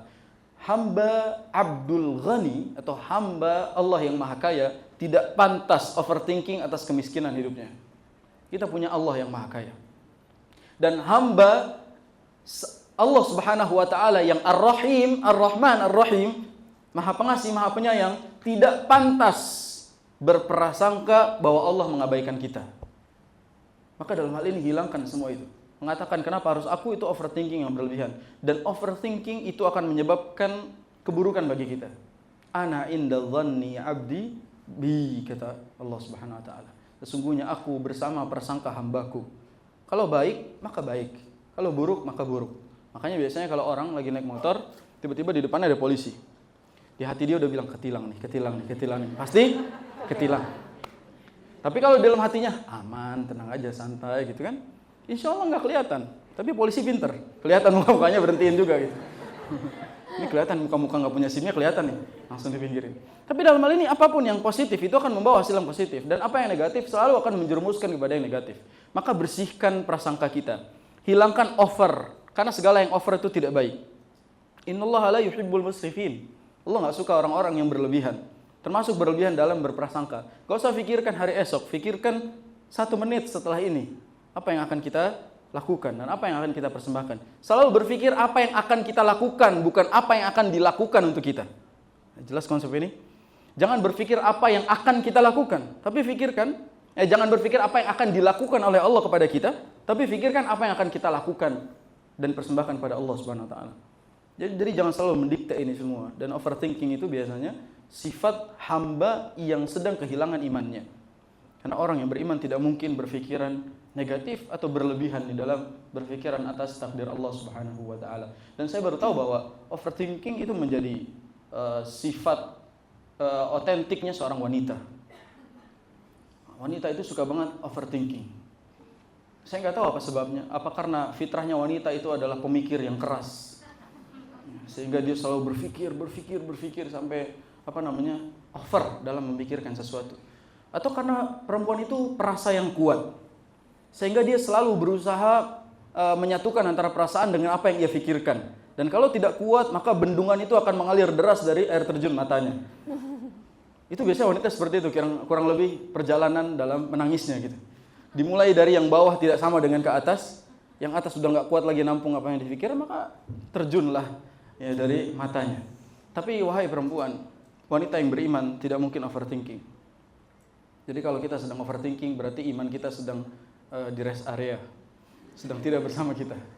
Maka dalam hal ini kita harus berusaha positive thinking terus. Ahsinu dhannakum billahi azza wa jal. Perbaiki prasangka antum kepada Allah azza wa jal. Karena Allah bersama prasangka kita. Wallahu a'lam bishawab. Ustaz, apakah dalam Islam itu mengajarkan untuk self love atau enggak, Ustaz? Istilah baru lagi aja. Maaf ya Ustaz ya. Saya belum belajar nih. Self love itu apa? Mencintai diri sendiri. Apa bedanya self love dengan self reward? Kasih hadiah. Kalau self reward apa? Ini nerjemahin doang nggak asik ya. Apa istilahnya? Jangan diterjemahin. Self reward itu hadiah, self itu sendiri, hadiah sendiri. Apa sih? Istilah yang digunakan itu apa maksudnya? Self love itu berarti mencintai diri sendiri. Apa maknanya sama dengan mengedepankan diri sendiri daripada orang lain? Mencintai diri sendiri, apakah maknanya sama dengan mengedepankan diri sendiri daripada orang lain? Ya seru nih diskusinya, gak asik. Iya atau tidak? Kalau kita mencintai diri sendiri sampai benar-benar mengabaikan orang lain dan selalu mengedepankan diri kita sendiri dalam seluruh urusan hidup, itu gak boleh. Maka self love dalam kemaksiatan, self love dalam kehinaan, self love dalam hal kesia-siaan itu gak boleh. Karena kita harus tetap memikirkan orang-orang sekitar kita. Tapi kalau self love dalam hal menjaga diri sendiri, kita mencintai diri kita dalam bentuk menjaganya, itu perintah. Allah mengatakan, ya ayyuhalladzina amanu alaikum anfusakum. Wahai orang-orang yang beriman, hendaknya utamakan dirimu. Itu maknanya adalah cintai dirimu dulu sebelum engkau berusaha mencintai orang-orang sekitarmu. Kadangkala cinta kita habis untuk orang-orang sekitar kita, sehingga diri kita kehabisan cinta itu. Kadangkala kita rela membahagiakan orang lain, padahal mengorbankan kebahagiaan kita. Itu bodoh. Kita harus bahagia dengan cara membahagiakan orang lain. Tetap bahagia. Jangan membahagiakan mereka padahal kita nggak bahagia. Itu nggak boleh. Karena kita harus mengedepankan diri kita. Apa kata Allah SWT? Ya ayyuhalladzina amanu qu anfusakum wa ahlikum nara. Wahai orang-orang yang beriman, jagalah diri kalian dulu. Dan definisi jagalah diri kalian adalah cintai diri kalian dulu.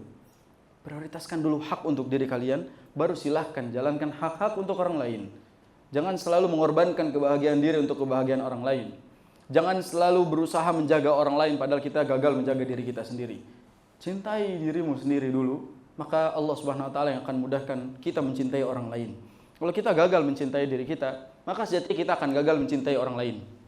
Karena orang mukmin itu tahu masuk surga itu masing-masing.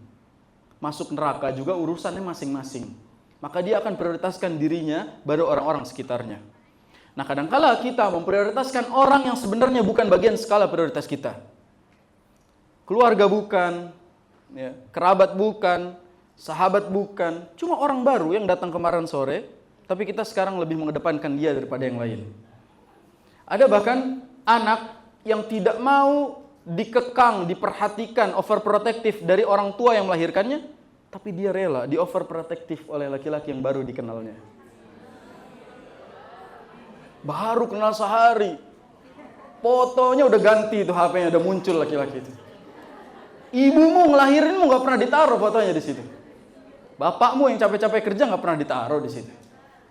Bahkan orang yang baru kita lihat kemarin di YouTube, tiba-tiba besoknya udah jadi screensaver kita. Udah jadi tempat wallpaper kita. Ya kan? Itu berarti kita kadang-kala tidak mencintai diri kita dan tidak mencintai orang-orang sekitar kita, malah mencintai orang lain yang tidak kenal, tidak tahu kita hidup di dunia. Itu musibahnya. Dan saya akan sebutkan beberapa cara self-love di dalam syariat. Yang pertama, ada 3 lah kita sebutkan secara singkat. Ada 3 cara mencintai diri. Mulai dari akal, jiwa, dan jasmani. Akal, jiwa, dan jasmani. Akal, bentuk self-love kepada akal adalah belajar. Karena orang yang berhenti belajar itu membunuh akal. Akal diciptakan untuk berpikir. Dan ketika kita berhenti berpikir, mati dia. Maka cara mencintai akal, teruslah belajar. Dan definisi belajar adalah teruslah cari kebenaran. Dan teruslah cari ilmu Allah Subhanahu wa taala yang luas itu. Jangan berhenti. Dan jangan berhenti belajar hanya karena kita sudah selesai S3 dan gak ada S4 gitu. Kita berhenti S3 dan yaudah saya udah selesai belajarnya, selesai S3. Justru kita harus tetap berpikir.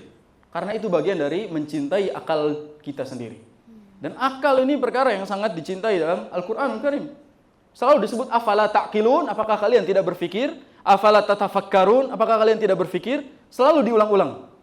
Itu pertanda bahwasanya mikir itu perintah agar menjaga kesehatan akal. Dan orang ketika sudah berhenti akalnya, maka dia akan mati.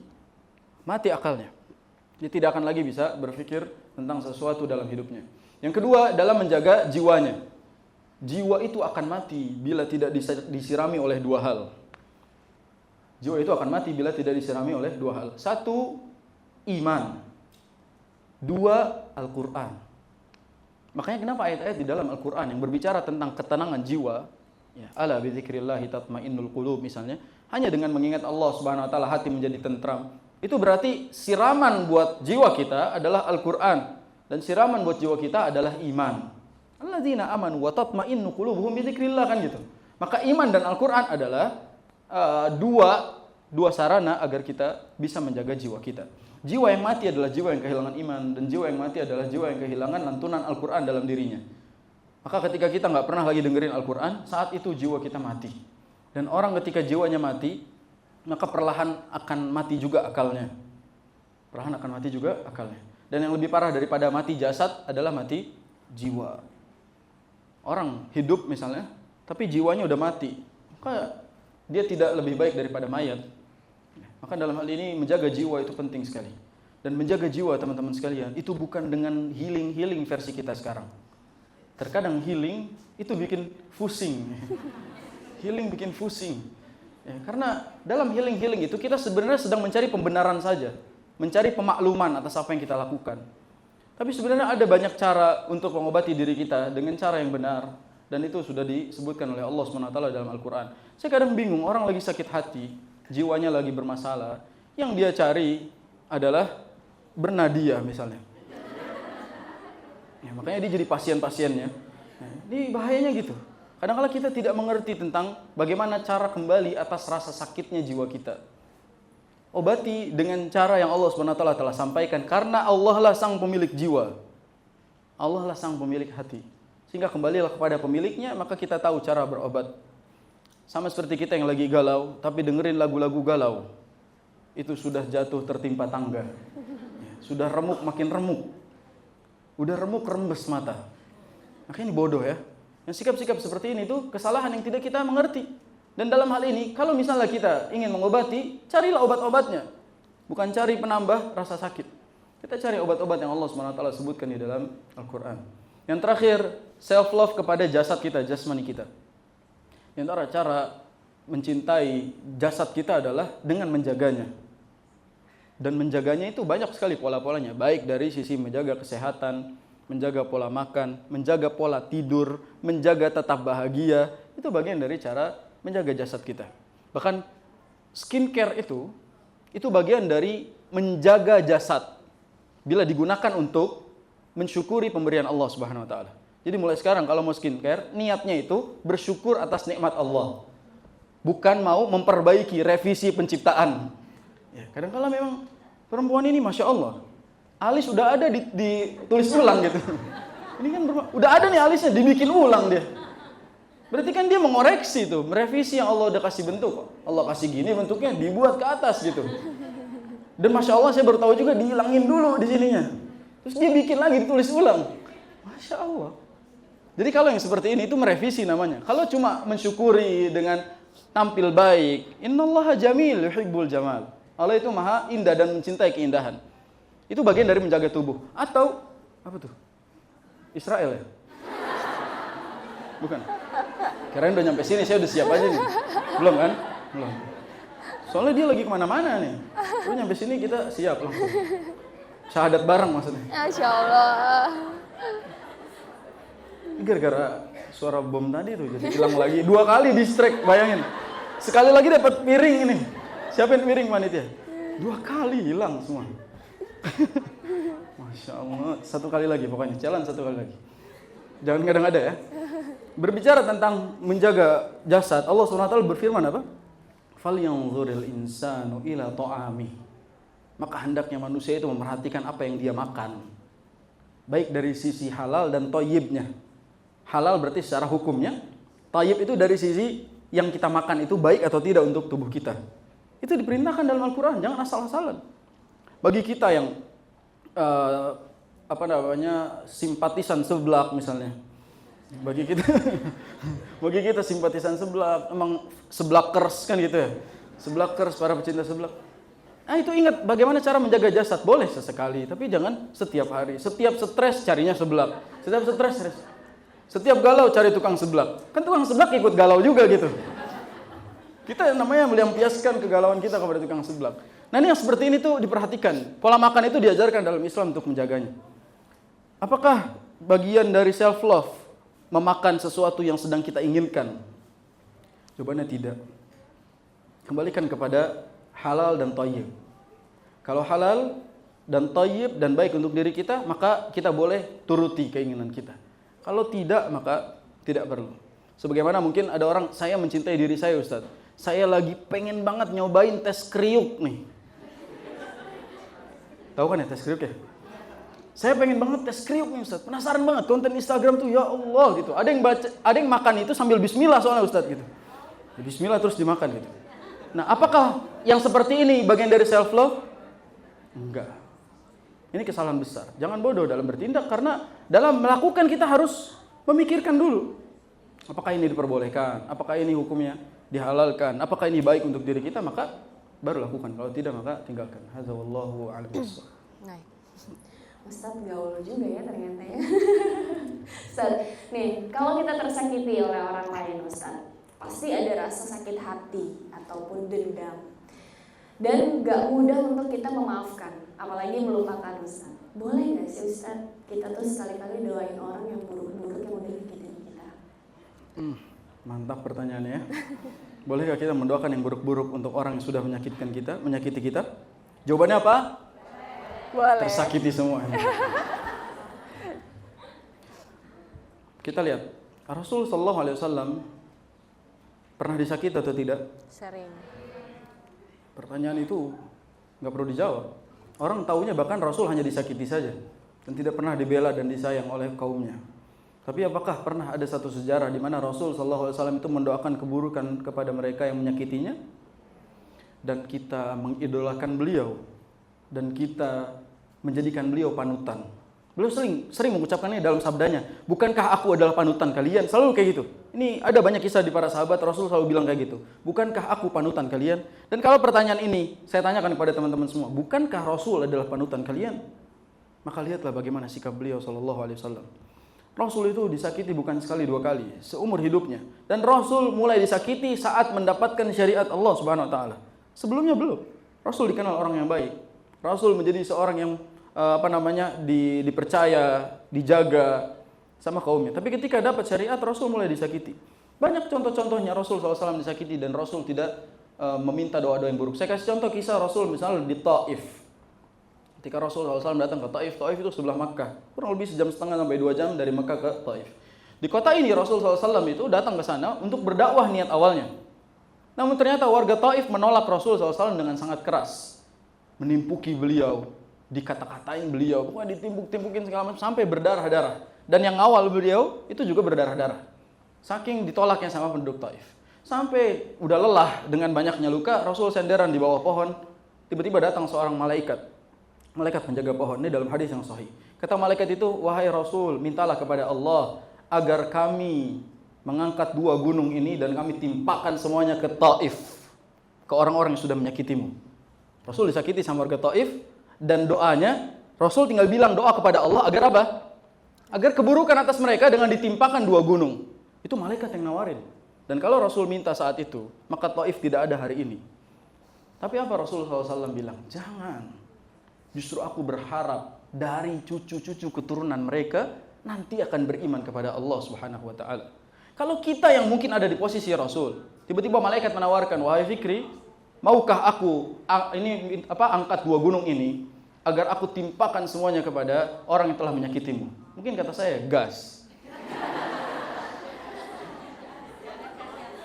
Jangan kasih sisa. Habis. Mungkin begitu. Itu kita mungkin begitu. Tapi Rasulullah SAW enggak. Sebenarnya faktornya boleh enggak? Karena disakiti. Sebenarnya balik nyakiti juga itu hukum alam. Tapi Rasul tidak melakukan itu. Karena apa? Ada dampak positif berikutnya. Ternyata yang Rasul lihat bukan hari itu. Rasul lihat esok. Anak keturunannya, cucunya. Baru kelihatan sekarang Taif bagaimana menjadi kota muslim yang luar biasa. Itulah Rasul SAW dengan banyak kisahnya. Dan kalau kita lihat ayat-ayat Allah Subhanahu wa taala, misalnya firman Allah Subhanahu wa taala, "Ma asabakum min musibatin fabima kasabat aydikum wa ya'fu an katsir," kata Allah Subhanahu wa taala. Sesungguhnya musibah yang menimpa kalian itu sebab tangan-tangan kalian sendiri. Sebab kesalahan kalian sendiri. Wa ya'fu an katsir, dan Allah memaafkan begitu banyak dari kalian. Jadi Allah itu maafin banyak banget kesalahan kalian, tapi kalian mengeluhkan satu saja ujian dari Allah Subhanahu wa taala. Jadi skor kita ini berapa kosong? Allah Subhanahu wa taala itu benar-benar memaafkan kita begitu banyak, namun kita sulit memaafkan satu kesalahan manusia. Ini berbahayanya. Kita selalu melihat kesalahan orang sebagai celah untuk mendoakan keburukan untuknya. Padahal itu adalah celah bagaimana kita bisa mendoakan kebaikan untuknya dan dampaknya lebih besar. Ada doa-doa, ada 3 doa yang pasti diijabah. La turad, tidak akan tertolak di hadapan Allah Subhanahu wa taala. Yang pertama, da'watul mazlum, doa orang yang terzalimi. Jadi kita kalau disakiti orang, sebenarnya doa kita itu langsung dikabulkan. Misalnya saya lagi ngisi di sini, terus ditimpukin sama teman-teman gitu, sampai berdarah-darah. Tiba-tiba malaikat datang. Fikri, doa kepada Allah agar aku angkat Monas dan GBK ini, dan aku timpakan kepada jamaah kajian milenial. Saya bilang apa tadi? Gas. Habisin aja. Kalau sebenarnya doa orang yang terzolimi itu, dia makbul, dia diterima. Makanya kadang-kala kita itu kata-kata mudah banget kalau lagi terzolimi, jatuh pokoknya lo, sial pokoknya lo, begini pokoknya lo. Dan benar kejadian, karena memang Allah mengabulkannya. Padahal kalau doa itu kita alihkan kepada doa yang baik, dampaknya bagus banget loh. Ada orang menzolimi kita, terus kita bilang, lo bakal ngasih gua duit 100 juta. Bener Allah kabulkan, dia ngasih duit kita 100 juta. Kebaikan gak? Kebaikan. Atau misalnya ada orang menyakiti kita, ngata-ngatain kita dan segala macam, kita bilang, semoga Allah memberikanmu hidayah. Besoknya bener hijrah. Tiba-tiba jadi orang baik, jadi orang soleh, dan dia berterima kasih kepada kita. Lihat, dampaknya lebih besar kalau kita doakan dia kebaikan. Dan itu dampaknya buat kita juga. Memang tidak zahir, tapi nanti Allah berikan dampaknya. Dan 3 doa tadi, yang pertama doa orang yang terzalimi, kedua doa orang yang musafir dalam perjalanan. Jadi kalau sedang safar, banyakin doa, bukan banyakin selfie. Banyakin doa. Kita banyakin meminta kepada Allah. Memang selfie kita sambil doa. Gitu. Orang kalau umroh, gini aja doanya depan Ka'bah. Ka'bahnya di belakang. Dia berdoa begini, Ka'bahnya di belakang. Kan ngadep ke Ka'bah ya harusnya. Ini orang-orang sekarang aneh-aneh. Padahal dia harus berdoa di situ, memperbanyak doa kepada Allah SWT. Yang ketiga, doa ibu untuk anaknya. Kadang ibu itu Masya Allah doanya ajaib. Saya banyak punya kejadian-kejadian seperti itu, dan saya merasakannya di detik itu juga. Di banyak kejadian. Di detik itu juga Allah SWT mengabulkan doa ibu saya yang baru saja saya dengar. Itu doa ibu yang luar biasa. Makanya ibu hati-hati. Kalau anaknya bandel, doakan kebaikan. Ada anak bandel misalnya, ibu doakan kamu jadi presiden. Ada anak nakal lagi. Nak, pokoknya kamu jadi orang sukses. Dasar anak sukses, dasar anak pintar. Gitu. Ibu-ibu harus belajar seperti itu. Nanti yang calon-calon ibu harus belajar seperti itu. Ketika lagi emosi, anaknya nakal bilang, jangan, dasar anak nakal, anak siapa sih lu? Nah, itu anak siapa lagi emang? Apalagi keluar kata-kata yang gak bagus, mohon maaf. Dasar anak monyet misalnya. Kalau anaknya monyet, ibunya apa? Enggak mungkin keluar dari beruang gitu. Ini hati-hati Bu, maaf ini. Jangan sampai kata-kata kotor keluar. Karena itu sebenarnya kembalinya kepada kita. Coba ada orang tua yang ngomong kayak gitu ke anaknya. Dasar anak monyet, berarti kan mamahnya juga sama. Ini bahaya. Maka doakan kebaikan. Bagaimana kisahnya misalnya Syekh Sudais, Imam Besar Masjidil Haram. Ini kisah yang terkenal. Bagaimana saat itu beliau itu bandel saat kecilnya. Jadi ibunya lagi ngehidangin makanan buat tamu-tamu, tiba-tiba disiramin pasir-pasir sama beliau. Buat tamu loh, disiramin pasir. Ibunya marah. Tapi dia bilang apa? Pergilah ke haram. Kamu nanti akan jadi imam Masjidil Haram. Dan betul dikabulkan sama Allah SWT jadi imam Masjidil Haram. Saya jarang dengar ibu-ibu lagi marah ngedoain kebaikan buat anaknya. Semoga jadi anak pintar kamu, dasar anak soleh, dasar anak kaya dan dermawan, dasar penghuni surga misalnya gitu. Itu nikmat kalau seperti itu. Padahal itu doa-doa yang ajaib. Sampai orang kita itu saking percaya sama doa ibu yang luar biasa, ada kisah malikin kundang kan gitu. Ya, dibuat-buat entahlah fiktif dan lain-lain. Kalau ngelihat batunya langsung kayaknya ini yang bikin siapa gitu kan. Kita kadang nggak percaya gitu, nggak mungkin ini kejadian seperti itu gitu. Saya waktu pernah ke sana dan ngelihat langsung, itu patung didudukin sama bocil. Saya bilang sejarah nggak ada harganya ini. Lagi ngomongin anak durhaka, didudukin sama anak, durhaka juga ini anak gitu. Saya kesana waktu itu. Pas ini didudukin kepalanya sama anak kecil sambil ketawa-tawa dia. Oh, nggak ada harganya kalau kisah seperti ini. Orang jangan mikirkan yang seperti itu. Kadang-kadang memang doa-doa yang seperti ini itu mustajab dan kita tidak boleh mendoakan orang dengan keburukan karena doa yang kita minta kepada Allah akan kembali kepada diri kita. Maka doa-doa yang baik juga akan kembali kepada diri kita. Wallahu a'lam bishawab. Nah, baik Ustaz. Gimana caranya supaya doa kita cepat terkabul Ustaz? Kadangkala kan kita selalu berdoa saat kita tersakiti atau terzolimi, ya Allah tolong aku supaya bisa menyelesaikan masalah ini. Tapi Allah malah ngasih cobaan lagi, ngasih ujian lagi. Gimana supaya agar cepat terkabul doanya Ustaz? Silakan terzolimi, ya. Silakan safar. Tapi ini berarti yang teman-teman, saya pengen kasih tahu konsep dikabulkannya doa. Jangan tergesa-gesa meminta dikabulkannya doa. Karena waktu yang paling tepat untuk mengabulkan doa itu versi Allah. Bukan versi Allah, bukan versi kamu, tapi versi Allah Subhanahu wa Ta'ala. Sehingga biarlah Allah Subhanahu wa Ta'ala menjawab pada waktu yang tepat untuk kita. Kadang-kala kalau Allah jawab secara instan, kita belum siap. Kayak tadi 1 triliun kita balik lagi gitu. Belum siap kita. Sekarang bingung kita. Sehingga kalau sudah ada waktunya, kita akan siap. Ketika kita butuhkan misalnya beneran dikabulkan doa kita yang saat itu kita minta, baru dikabulkan. Maka waktu yang tepat. Dan adapun doa dikabulkan oleh Allah Subhanahu wa Ta'ala dengan 3 cara. Doa itu dikabulkan oleh Allah SWT dengan 3 cara. Yang pertama, dikabulkan namun diganti dengan kebaikan lain yang lebih baik. Ada orang misalnya, ya Allah, mudahkanlah rezeki saya. Allah kasih sehat, Allah kasih panjang umur, Allah kasih kelancaran urusan. Itu lebih baik daripada hanya rezeki yang dia maksud. Atau misalnya dia bilang, ya Allah, saya udah sedekah 2.000 ya Allah. Tolong balas 2 juta. Boleh nggak doa kayak gitu? Ya, boleh-boleh aja, tapi tahu diri lah, masa 2.000 dibalas 2 juta. Investasi aja nggak kena itu gitu. 2.000 balas 2 juta. Tapi misalnya kita minta ke gitu pada Allah. Dan Allah Subhanahu wa Ta'ala membalasnya dengan keselamatan kita dari mara bahaya misalnya. Allah selamatkan kita dari kecelakaan. Allah selamatkan kita dari bencana. Pokoknya kita diselamatkan. Lebih mahal daripada 2 juta yang kita minta. Maka Allah Subhanahu wa Ta'ala membalas dengan yang lebih baik. Kadang-kala memang kita ini mendikte Allah dengan rupiah. Kebaikan kita pengennya dibalas dengan rupiah. Padahal balasan Allah Subhanahu wa Ta'ala lebih besar dari nominal itu. Coba pikirkan, kalau kita sedekah 10.000, di dalam hati kita pengen yang dibalas 100. Ternyata yang Allah siapkan 1 juta, yang rugi siapa? Kita masukin misalnya uang 1.000, ya Allah tolong balas 10 kali lipat. Berarti dikasih 100.000 misalnya. Pengennya segitu, dikasih. Ya Allah tolong saya ngasih 1.000, kasih saya 100.000. Padahal yang Allah siapkan 1 juta. Itu bodohnya kita. Kita pengen cepet-cepet dikabulkan, padahal yang Allah ingin kabulkan lebih besar daripada yang kita minta. Jadi yang Allah balas, yang Allah kabulkan dengan yang lebih baik dari itu. Cara yang kedua, cara Allah SWT mengabulkan doa adalah dengan menangguhkannya di akhirat. Nah, makanya sekarang yang minta jodoh setiap hari nggak dikasih-kasih, gitu. Berarti nanti mungkin di akhirat disiapkannya. Mungkin gitu. Tapi kalau misalnya Allah SWT menginginkan dibalas secara instan, ya itu kehendak Allah SWT. Tapi mungkin permintaan-permintaan kita tentang sesuatu yang belum dikabulkan dan belum diganti oleh yang lebih baik, boleh jadi ditangguhkan nanti di akhirat. Kenapa? Karena dibalas di akhirat jauh lebih lama durasinya. Contoh misalnya saya pengen banget minta kepada Allah, ya Allah saya pengen touring naik Harley misalnya. Saya pengen touring naik Harley ya Allah. Tapi saya nggak bilang di dunia atau di akhirat. Kalau di dunia saya touring naik Harley, terus ketabrak, mati, selesai nikmat Harley-nya. Tapi kalau saya minta, ya Allah saya pengen touring naik Harley di surga. Itu sampai saya bosen. Nggak kelar-kelar itu touring-touring, muter-muter terus nggak kelar-kelar. Tapi nikmatnya jadi panjang. Maksud saya semua nikmat yang Allah tangguhkan di akhirat itu jauh lebih nikmat karena durasinya tak terbatas. Kalau di dunia dikasih durasi, sehingga kalau kamu dikasih ini kita nih dunia sebenarnya all you can eat ya. All you can eat, dikasih durasi sekian tahun.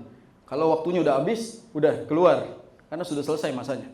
Tapi kalau belum, maka silakan menikmati apa yang ada di dunia dan durasinya sebentar. Di akhirat abadi, sehingga dibalas di akhirat jauh lebih baik. Yang ketiga, cara Allah SWT membalas doa adalah secara instan. Yang tadi kita sebutkan 3 doa yang tak tertolak dan tidak ada hijab antaranya dengan Allah, yaitu doa orang tua, doa orang yang terzalimi, dan doa orang yang safar. Maka itu tidak akan tertolak. Bagaimana cara, sekarang pertanyaan yang tadi disebutkan, saya belum jawab pertanyaan itu. Bagaimana cara doa agar mendapat kesempatan dikabulkan? Padahal sebenarnya seluruh doa dikabulkan, kan Allah yang bilang, ud'uni astajib lakum. Berdoalah kalian kepadaku, maka aku akan jawab doa-doa kalian. Lalu bagaimana cara-cara stepnya? Catat doa-doa adab ini agar kita mintanya lebih beradab kepada Allah. Yang pertama, mulai doa dengan alhamdulillah atau memuji Allah. Pakai alhamdulillah, puji Allah Subhanahu wa taala dulu dengan pujian-pujian kepada Allah Subhanahu wa taala. Baik pakai bahasa Indonesia maka puji Allah Subhanahu wa taala. Yang kedua, ucapkan salawat atas Nabi sallallahu alaihi wasallam. Allahumma shalli ala Muhammad wa ala ali Muhammad. Salawat yang jelas saja, jangan yang yalel-yalel ya. Enggak guna itu. Pakai salawat yang jelas, Allahumma shalli ala Muhammad wa ala ali Muhammad. Setelah itu, mulai dengan meminta ampun.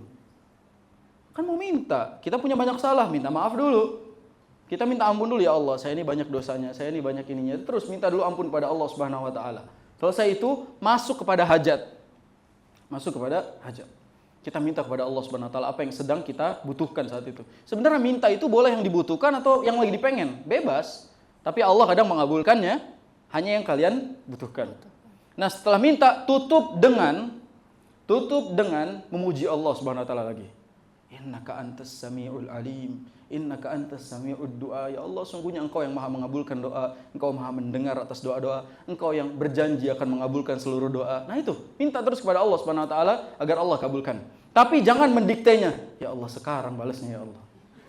Sekarang, gak bisa. Jangan dikte seperti itu. Ya Allah, Engkau lah yang Maha membalas segala doa, Engkau yang Maha mengabulkan segala doa. Itu biarin, biar Allah yang membalas pada waktunya dan caranya. Jangan kita dikte berikutnya. Ya, Ustadz, keperluannya mendesak, saya harus minta sekarang.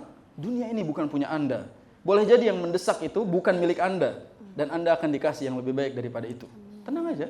Ya, maka dalam hal ini jangan selalu meragukan Allah Subhanahu wa taala, padahal ad-du'a'u huwal ibadah. Doa itu semata-mata ibadah. Maka jangan menjadikan doa sebagai perjanjian antara minta dan dikabulkan. Karena itu bukan perjanjian. Hanya saja itu adalah ibadah kita kepada Allah Subhanahu wa taala. Nah, wallahu a'lam.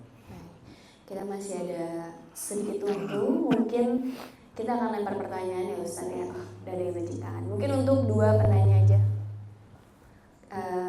Satu, ada lagi dari Ikhwan, gak ada yang mau tanya nih? Gak ada, tawakal semua. Boleh, kasurnya boleh ke depan.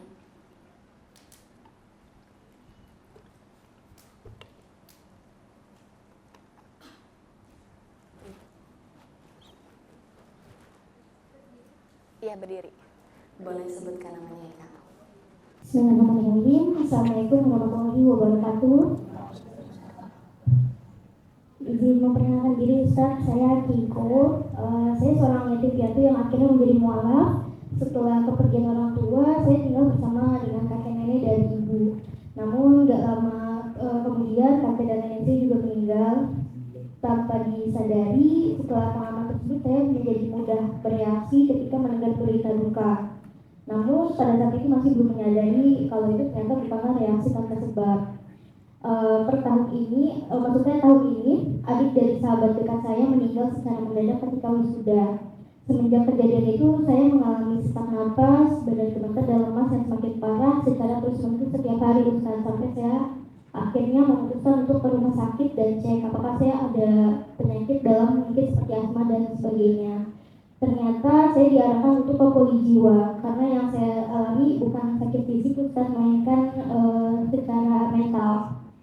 Ternyata selama ini saya mengalami kecemasan akan kematian yang dimana setiap hari saya berpikir takut meninggal dan saya takut juga orang-orang di sekitar saya, khususnya orang terdekat saya yang meninggal. Mungkin hikmah yang saya dapat dari pengalaman ini, saya merasa jadi bisa mengenal Islam, saya juga menjadi pribadi yang lebih mandiri dan gigih meraih mimpi yang saya pikir bisa melanjutkan mimpi-mimpi orang tua saya yang terhenti karena waktunya sudah selesai di dunia ini. Jadi bagaimana Ustadz cara pandang yang benar terkait kematian dalam Islam, karena sejatinya saya ingin sekali sembuh dari kecemasan ini. Terima kasih Ustadz.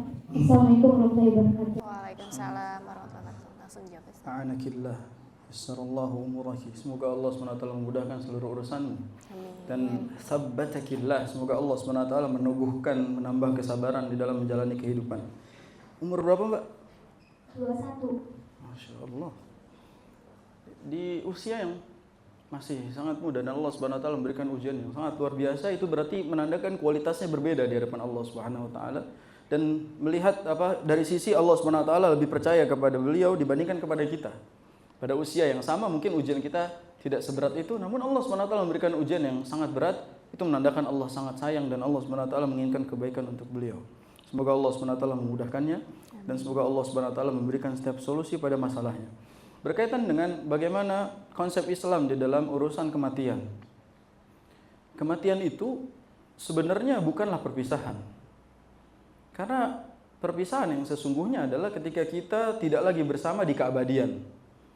Maksud saya adalah perpisahan yang paling sakit bukan perpisahan antara dunia dengan akhirat, tapi perpisahan yang sakit adalah antara vonis kita abadi di surga dan orang kita sayang divonis di neraka. Itu adalah perpisahan yang paling menyakitkan. Karena tidak ada lagi pertemuan setelah itu. Adapun kita berpisah antara dunia dengan akhirat karena ada pertemuan berikutnya nanti di akhirat insya Allah. Kita masih punya kesempatan bertemu dengan mereka selagi kita berusaha untuk menjadi yang lebih baik dan masuk ke dalam tempat yang sama seperti mereka. Maka dalam hal ini, konsep kematian di dalam Islam itu bukan sesuatu yang dijadikan sebagai alasan kita tidak mau lagi melanjutkan hidup. Sebab Allah berfirman, Inna lillahi wa inna ilaihi raji'un. Kita ini sebenarnya milik Allah Subhanahu wa taala. Inna lillah. Kita ini punya Allah Subhanahu wa taala dan kepada Allah Subhanahu wa taala kita akan kembali. Itu artinya apa? Jangan merasa memiliki terhadap orang-orang yang ada di sekitar kita padahal dia itu punya Allah semuanya. Sehingga kalau Allah pengen mereka pulang ya sudah, memang itu punya Allah Subhanahu wa taala. Yang bikin kita sakit hati dan sulit menerima kematian adalah satu, karena kita merasa memiliki. Nah, gitu. Jangan sampai kita itu merasa memiliki. Saya berusaha sekarang lagi berusaha untuk, ya Allah, anak saya itu punya engkau. Anak saya punya engkau. Bukan punya saya. Kalau Allah Subhanahu wa taala menginginkannya kembali, maka itu punya Allah Subhanahu wa taala. Walaupun pasti membekas dalam hati kita, tapi dari awal kita katakan, semua yang datang bukan punya saya. Semua yang datang bukan punya saya. Semua akan pergi dan pulang kepadamu, dan pertemuan yang hakiki saya hanya minta pertemukan kami kembali di sana. Sehingga kalau mereka harus kembali lebih dahulu dari saya, izinkan saya tetap bersama mereka di sana, di keabadian. Maka konsep sekali lagi dalam kematian itu bukan perpisahan yang hakiki. Namun perpisahan yang hakiki adalah ketika nanti Allah pisahkan antara kita, surga dan neraka. Itu yang paling menyakitkan. Minta kepada Allah semoga orang tua kita masuk ke surga dan kita juga masuk ke surga. Itu yang penting. Lalu berikutnya yang kedua, konsep dalam meyakini kematian adalah jangan jadikan kematian sebagai hal yang kita rasa Allah itu sebenarnya benci sama kita, makanya Allah panggil orang yang kita sayang. Kadang-kadang memang Allah memanggil orang-orang yang kita sayang dan kita sedang berada di puncak sayang-sayangnya sama dia. Bahkan kadang-kadang Allah panggil orang tua kita di puncak, kita lagi deket-deketnya sama dia. Lagi sayang-sayangnya. Lagi intens-intensnya, Allah panggil pulang. Itu kan nyelekitnya sakit banget. Sehingga kita merasa Allah tuh kayak benci sama saya. Karena Allah panggil orang yang saya sayang, pas saya lagi sayang-sayangnya. Sekali lagi, kembali kepada konsep bahwasanya kematian bukan berarti Allah itu benci sama kita. Kematian justru adalah cara Allah untuk menjaga kita. Mungkin di antara hikmahnya mbaknya misalnya, dengan adanya kepulangan kedua orang tua, dia jadi belajar tentang kebenaran dan dia mencari kebenaran. Akhirnya dia mendapatkan hidayah Islam misalnya.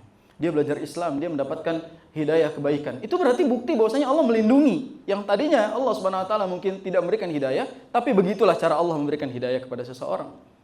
Itu berarti kita tidak boleh melihat bahwa kematian adalah cara Allah membenci kita. Padahal ada banyak begitu cara Allah Subhanahu wa taala memberikan rasa sayangnya meskipun harus mengambil orang yang kita sayang. Konsep yang ketiga, setiap yang berjiwa rumusnya itu akan mati. Kullu nafsin za'iqatul maut. Kita kalau punya jiwa pasti mati. Dan orang gak mungkin mati kalau gak punya jiwa. Sehingga setiap kali ada orang yang pulang, yakinilah bahwasanya jiwanya sudah selesai di dunia ini dan bukan sebab kita. Hilangkan rasa bahwasanya kematian seseorang itu gara-gara kita. Hilangkan perasaan itu. Karena orang mati pada waktunya, orang mati pada takdirnya, orang mati pada haknya Allah Subhanahu wa taala, bukan pada haknya kita. Berhentilah menyalahkan diri sendiri, karena kehidupan ini bukan punya kita. Maka kematian itu milik Allah Subhanahu wa taala dan setiap yang berjiwa berikutnya setelah mereka adalah kita. Adapun rasa misalnya di hati kita merasa bahwa saya takut orang-orang yang saya sayang juga kembali, sebab semua kejadian itu begitu sama. Mereka kembali gara-gara bersama saya, sehingga saya nggak mau membersamai siapapun karena saya takut dia mati. Allah Subhanahu wa taala yang punya kehidupan dan kita tidak boleh menyalahkan diri kita sendiri. Bahkan termasuk misalnya kita sedang menjaga ibu kita, lagi sakit di rumah sakit. Kita rawat dia, kita jaga dia. Ternyata di masa-masa perawatan itu ibu kita tetap meninggal juga. Jangan salahkan kita. Karena sejatinya kematian itu bukan sebab kita. Kematian itu adalah semata-mata haknya Allah Subhanahu wa taala. Yang harus difikirkan adalah kita berikutnya. Yang harus dipikirkan adalah kita berikutnya. Semoga Allah Subhanahu wa taala mewafatkan kita dalam keadaan yang baik, dan setiap ada kematian jadikan sebagai nasihat. Kafa bil mauti wa'idha. Cukuplah bagi kematian itu sebagai nasihat bagi kita. Setiap yang pulang jadikan pelajaran berikutnya kita. Setiap yang pulang jadikan pelajaran berikutnya kita. Persiapkan itu. Jangan pikirkan yang sudah pulang, pikirkan kita yang akan pulang. Karena yang akan pulang lebih berhak difikirkan dibandingkan yang sudah pulang, dia sudah selesai urusannya. Kita yang akan pulang, persiapkan perbekalan itu. Semoga kepulangan kita indah. Dan kepulangan indah itu disebut sebagai husnul khatimah. Allahumma inna nas'aluka husnul khatimah. Semoga Allah memberikan kita semua ending yang indah. Amin ya rabbal alamin. Semangat terus, Mbak. Terima kasih Ustaz. Boleh satu lagi. Ayah saya kan logis ya. Sebenarnya kalau kita mendoakan orang tua yang agama yang berbeda itu gimana sih Ustaz? Apakah doanya akan tetap sampai? Doa kepada seseorang ketika dia masih hidup, kepada non-Islam maksud saya, doa kepada orang yang non-Islam yang berbeda keyakinan dengan kita selama mereka masih hidup, maka masih bisa dikabulkan kalau kita meminta hidayah kepada Allah Subhanahu wa taala. Jadi satu-satunya doa yang diperbolehkan yang kita minta kepada Allah untuk orang-orang yang beda keyakinan dengan kita adalah minta hidayah. Kita mintakan hidayah kepada Allah Subhanahu wa taala, ya Allah, saya sayang sekali sama mereka, berikan mereka hidayah Islam agar mereka bisa bersama-sama kita nanti. Itu ketika mereka masih hidup. Tapi ketika gagal, qadarullah, memang Allah takdirkan dia meninggal dalam keadaan non-Islam, maka yang bisa kita lakukan adalah memasrahkannya. Karena itu urusan Allah Azza wa Jalla. Karena Allah lebih tahu soal itu. Karena orang tua kita, bapak kita, ibu kita itu bukan punya kita. Jadi ketika mereka wafat dalam keadaan demikian, itu hak Allah dan itu punya Allah Azza wa Jalla yang kita tidak boleh protes. Nabi pernah merasakan hal yang sama ketika pamannya meninggal, Abu Talib. Abu Talib wafat dalam keadaan belum masuk ke dalam Islam. Dan Abu Talib wafat dalam keadaan di atas ajaran nenek moyangnya, di atas kekufuran. Nabi sedihnya 1 tahun. Maka disebut Amul Huzn. 1 tahun kesedihan Nabi. Nabi meratapi meninggalnya paman yang dia sayang, yang Nabi nggak bisa ngapa-ngapain. Kenapa Nabi nggak bisa ngapa-ngapain? Ngedoa nggak boleh. Dan Nabi SAW bahkan meminta kepada Allah, saya yang akan berikan hidayah kepada paman saya. Apa kata Allah? Innaka la tahdi man ahbabta, walakinna Allah yahdi man yasha. Wahai Muhammad, engkau itu tidak akan mungkin bisa memberikan hidayah kepada orang yang engkau cintai, sekalipun itu pamanmu atau bapakmu atau yang lainnya. Sesungguhnya Allah lah yang mampu memberikan hidayah kepada siapapun yang dikehendaki. Begitu juga Nabi Ibrahim alaihissalam. Nabi Ibrahim pernah sedih juga. Bahkan Nabi Ibrahim pernah minta ampun buat bapaknya yang sudah gak ada. Bapaknya Nabi Ibrahim masih di atas kekufuran. Nabi Ibrahim istighfar kepada Allah, ya Allah ampunilah bapak saya, ampunilah segala macam. Lalu kata Allah Subhanahu wa taala, istighfarmu wahai Ibrahim tidak lagi berguna. Maka cukuplah biar Allah Subhanahu wa taala yang mengurus itu semua. Yang kita harapkan semoga Allah istiqomahkan kita di atas Islam, dan semoga Allah Subhanahu wa taala memberikan kekuatan kita di dalam menjalani kehidupan. Wallahu a'lam bishawab. Terima kasih Pak Ustaz. Selanjutnya Jazakallah khair. Kak Munahibah.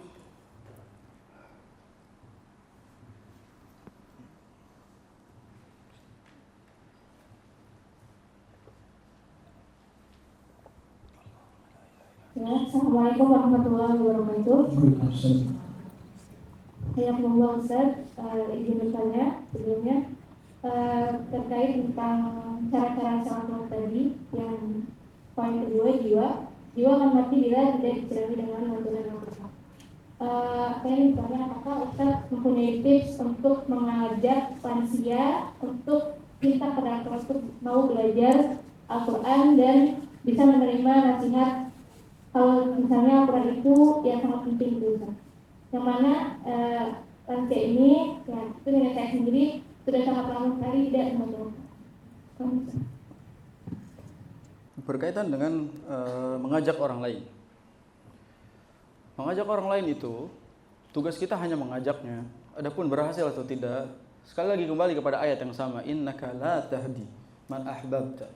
Sesungguhnya engkau tidak akan mampu memberikan hidayah kepada siapapun yang engkau cintai sekalipun, akan tetapi Allah lah yang mampu memberikan hidayah kepada siapapun yang Ia kehendaki. Maka di dalam setiap orang yang kita berikan nasihat, rumusnya adalah jangan pernah merasa kitalah yang bisa merubah dia. Saya mungkin ini kesekian kalinya saya ngomong di sini, ceramah di sini, ngasih nasihat di sini. Tapi soal teman-teman di sini bisa mengikuti apa yang disampaikan atau ikut arahan, ikut hidayah dan lain-lain, itu bukan kewajiban dan kemampuan saya. Itu hak Allah Subhanahu wa taala. Itu hak Allah Subhanahu wa taala untuk memberikan hidayah. Maka ketika mendakwahkan orang, kita harus kembalikan itu kepada Allah Subhanahu wa taala. Adapun ngajarin atau ngajak kepada lansia itu punya strategi tersendiri. Kita kalau ngajar lansia, saya kebetulan mengajar beberapa generasi. Ada yang milenial, ada yang kolonial. Nah, gitu dong, ketawa dulu dong, biar nggak tegang dari tadi. Ya, jadi ada yang milenial, ada yang kolonial. Dan milenial di sini, kolonial juga di sini, gitu. Ada dua generasi di sini. Tapi dalam hal ini mengajar yang lansia itu kita butuh kesabaran yang lebih tinggi. Apalagi ngajarin Quran. Kalau ngasih tahu tentang Quran ini, keutamaannya ini dan itu dan ini dan itu, mereka lebih pintar dari kita. Karena mereka hidup lama dari kita, lebih lama daripada kita. Apalagi yang ngasih tahu adalah kita yang umurnya 3 kali lipat beliau. 3 kali lipat beliau, sok-sok nasihatin, maka nggak akan masuk. Maka rumusnya adalah jangan satu, bersikap seperti mengajarinya. Jangan bersikap seperti mengajarinya. Artinya kalau kita pengen menyampaikan sesuatu, jangan kayak ngajar. Tapi kita sampaikan sebagai bentuk ngobrol. Tanya misalnya neneknya, "Nek, dulu nenek pas kecil ada TPA juga nggak sih?" misalnya. Ada ngaji-ngaji juga nggak sih? Ada belajar Iqra, ada baca Quran. Dulu nenek belajar Quran usia berapa? Dulu nenek misalnya ngajinya sampai Iqra berapa? Saya pengen tahu, saya juga soalnya lagi ngaji. Nah, habis itu baru kasih tahu, oh ternyata Al-Quran itu punya keutamaannya begini ya, Nek. Kayaknya kita itu harus membaca Al-Quran karena keutamaannya seperti ini ya, Nek. Nah, gitu. Jadi orang tua itu kalau ngajarin, jangan kayak, "Nek, innal hamdalillah nahmaduhu wa nasta'inuhu wa nastaghfiruh. Hari ini kita belajar Al-Quran, Nek. Keutamaan Al-Quran A, B, C." Dia langsung loading tuh, diam gitu. Karena nggak mungkin kita cara mengajarin itu seolah merasa jadi guru bagi mereka, nggak mungkin. Yang kedua, kalau kita ngajarin mereka bacaan Al-Quran, perbanyak memperdengarkannya daripada mengajarinnya. Jadi kasih audio-audio, rekaman-rekaman. Ngajarin, enak ya dia denger Al-Quran ini, Masya Allah, menenangkan jiwa, menenangkan hati. Nanti neneknya akan tanya, ini siapa yang baca Al-Quran? Oh ini, Nek. Oh ini dilihat ininya, oh ini yang baca, oh Masya Allah ya suaranya Masya Allah. Akhirnya dia cinta sendiri terhadap Al-Quran. Jadi bukan kita yang mengajarinya, namun ia cinta sendiri sebab ia mendengarkan lantunan Al-Quran. Yang ketiga, kalau ngajarin nenek-nenek baca Al-Quran sekarang. Jadi ngajarin tahsin atau ngajarin Al-Quran itu kan harus menggunakan kemampuan-kemampuan dari lisan kita. Ada ruang-ruang yang bolong dari mereka.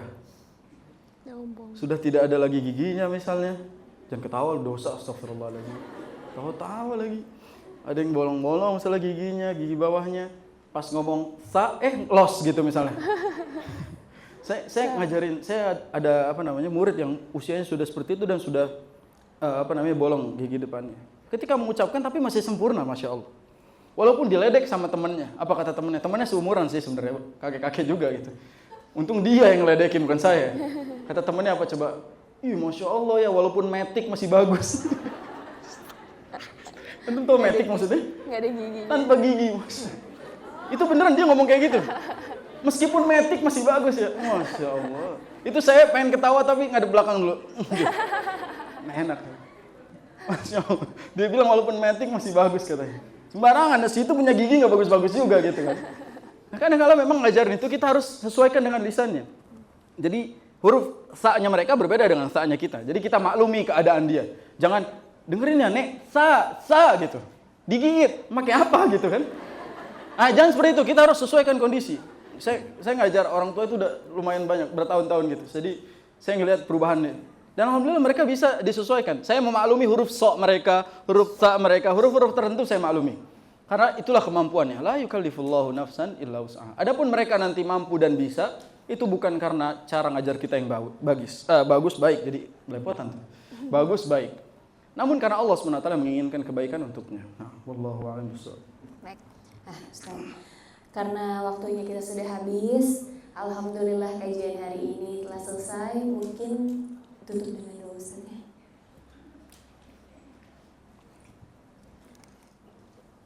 Alhamdulillah hari ini kajiannya berjalan tidak terasa dan berjalan begitu cepat. Allah Subhanahu wa taala memberikan kita waktu untuk belajar, sama-sama memperbaiki diri. Namun jangan sampai mengatakan bahwasanya yang berbicara itu sudah sesuai dengan apa yang dia bicarakan. Jauh, mungkin dosa yang berbicara jauh lebih banyak dibandingkan yang mendengarkannya. Dan harusnya yang di depan itu banyak meminta ampun kepada Allah Subhanahu wa taala atas kekurangannya. Tapi semoga Allah Subhanahu wa taala itu mengampuni dosa kita dan semoga Allah Subhanahu wa taala istiqomahkan kita semua. Tolong ingat perkataan saya. Ngajilah untuk ilmu. Ngajilah untuk ilmu. Jadi dimanapun kita ngaji, yang dicari ilmunya, bukan yang lainnya. Sekarang pengajian itu banyak sekali, Masya Allah. Dan Allah SWT memudahkan kita belajar dimanapun. Tapi carilah pengajian yang menghasilkan ilmu, bukan yang lainnya. Dimanapun kita belajar, cari ilmunya. Yang menambahkan keimanan, istiqomah. Yang mengurangi keimanan, cari yang lain. Itu pesan saya. Kalau teman-teman merasa di sini banyak ilmu dan banyak kajiannya, silahkan hadir. Kalau tidak ada kajiannya karena ketawa mulu misalnya, pulang aja. Cari kajian lain yang lebih jelas ilmunya dibandingkan yang bodoh berbicara ini. Itu yang harus saya sampaikan pada teman-teman yang rutin mungkin kajian di kajian milenial, supaya tidak menyandarkan kebenaran dari apa yang disampaikan di kajian milenial, tapi menjadikannya sebagai tambahan ilmu saja untuk kita semua. Kita tutup dengan doa kepada Allah Subhanahu wa taala. Sebagaimana yang tadi kita sebutkan bahwasanya berdoa kepada Allah harus memulai dengan memujinya. Alhamdulillahirabbil alamin. Hamdan syakirin, hamdan na'imin, alladzi bi ni'matihi tatimmu shalihat. Alhamdulillahilladzi bi ni'matihi tatimmu shalihat. Ya hayyu ya qayyum, bi rahmatika astaghits. Aslih li sya'ni kullah wa la takilni ila nafsi tarfata 'ain. Allahumma ighfir lana wa tub 'alaina innaka antat tawwabur rahim. Allahumma ighfir lana wa tub 'alaina innaka antat tawwabur rahim. Allahumma ighfir lana fa inna la yaghfiru adh-dhunuba illa anta. Allahumma ighfir lana wa liwalidayna warhamhum kama rabbawna shighara. Allahumma ighfir lana wa liwalidayna warhamhum kama rabbawna shighara. Allahumma ighfir lahum warhamhum wa'afihim wa'fu anhum ووسع مدخلهم واجعل الجنة مثواهم واجعلنا ممن كان معهم في جنتك يا أرحم الراحمين. اللهم إنا نسألك الجنة ونعوذ بك من النار. اللهم إنا نسألك الجنة ونعوذ بك من النار. اللهم إنا نعوذ بك من عذاب النار ومن عذاب القبر ومن فتنة المحيا والممات ومن شر فتنة المسيح الدجال. اللهم إنا نسألك حسن الخاتمة. اللهم إنا نسألك حسن الخاتمة. اللهم إنا نسألك حسن الخاتمة ونعوذ بك من سوء الخاتمة. اللهم اختم لنا على الإسلام. اللهم توفنا مع الأبرار. اللهم توفنا مع الأبرار. اللهم يا مقلب القلوب ثبت قلوبنا على دينك. يا مصرف القلوب صرف قلوبنا على طاعتك. ربنا لا تزغ قلوبنا بعد إذ هديتنا وهب لنا من لدنك رحمة إنك أنت الوهاب. اللهم احفظنا واحفظ إخواننا في كل مكان وزمان. اللهم انصرنا وانصر إخواننا في كل مكان وزمان في بلاد المسلمين عامة يا أرحم الراحمين.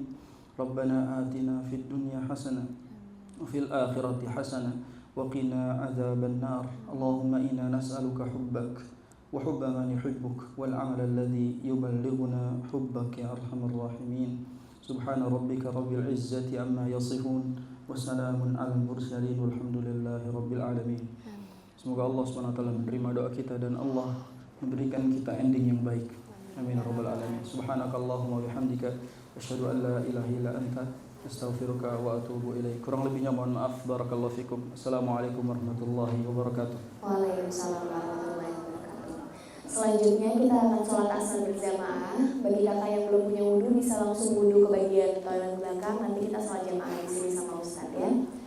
Sekali lagi saya mau mengingatkan untuk kakak-kakak sekalian untuk bisa follow di kajian milenial agar nanti bisa ajak teman-temannya untuk bulan depan selanjutnya bisa ikut kajian bareng kami. Saya Melia Baskarani undur diri. Wassalamualaikum warahmatullahi wabarakatuh.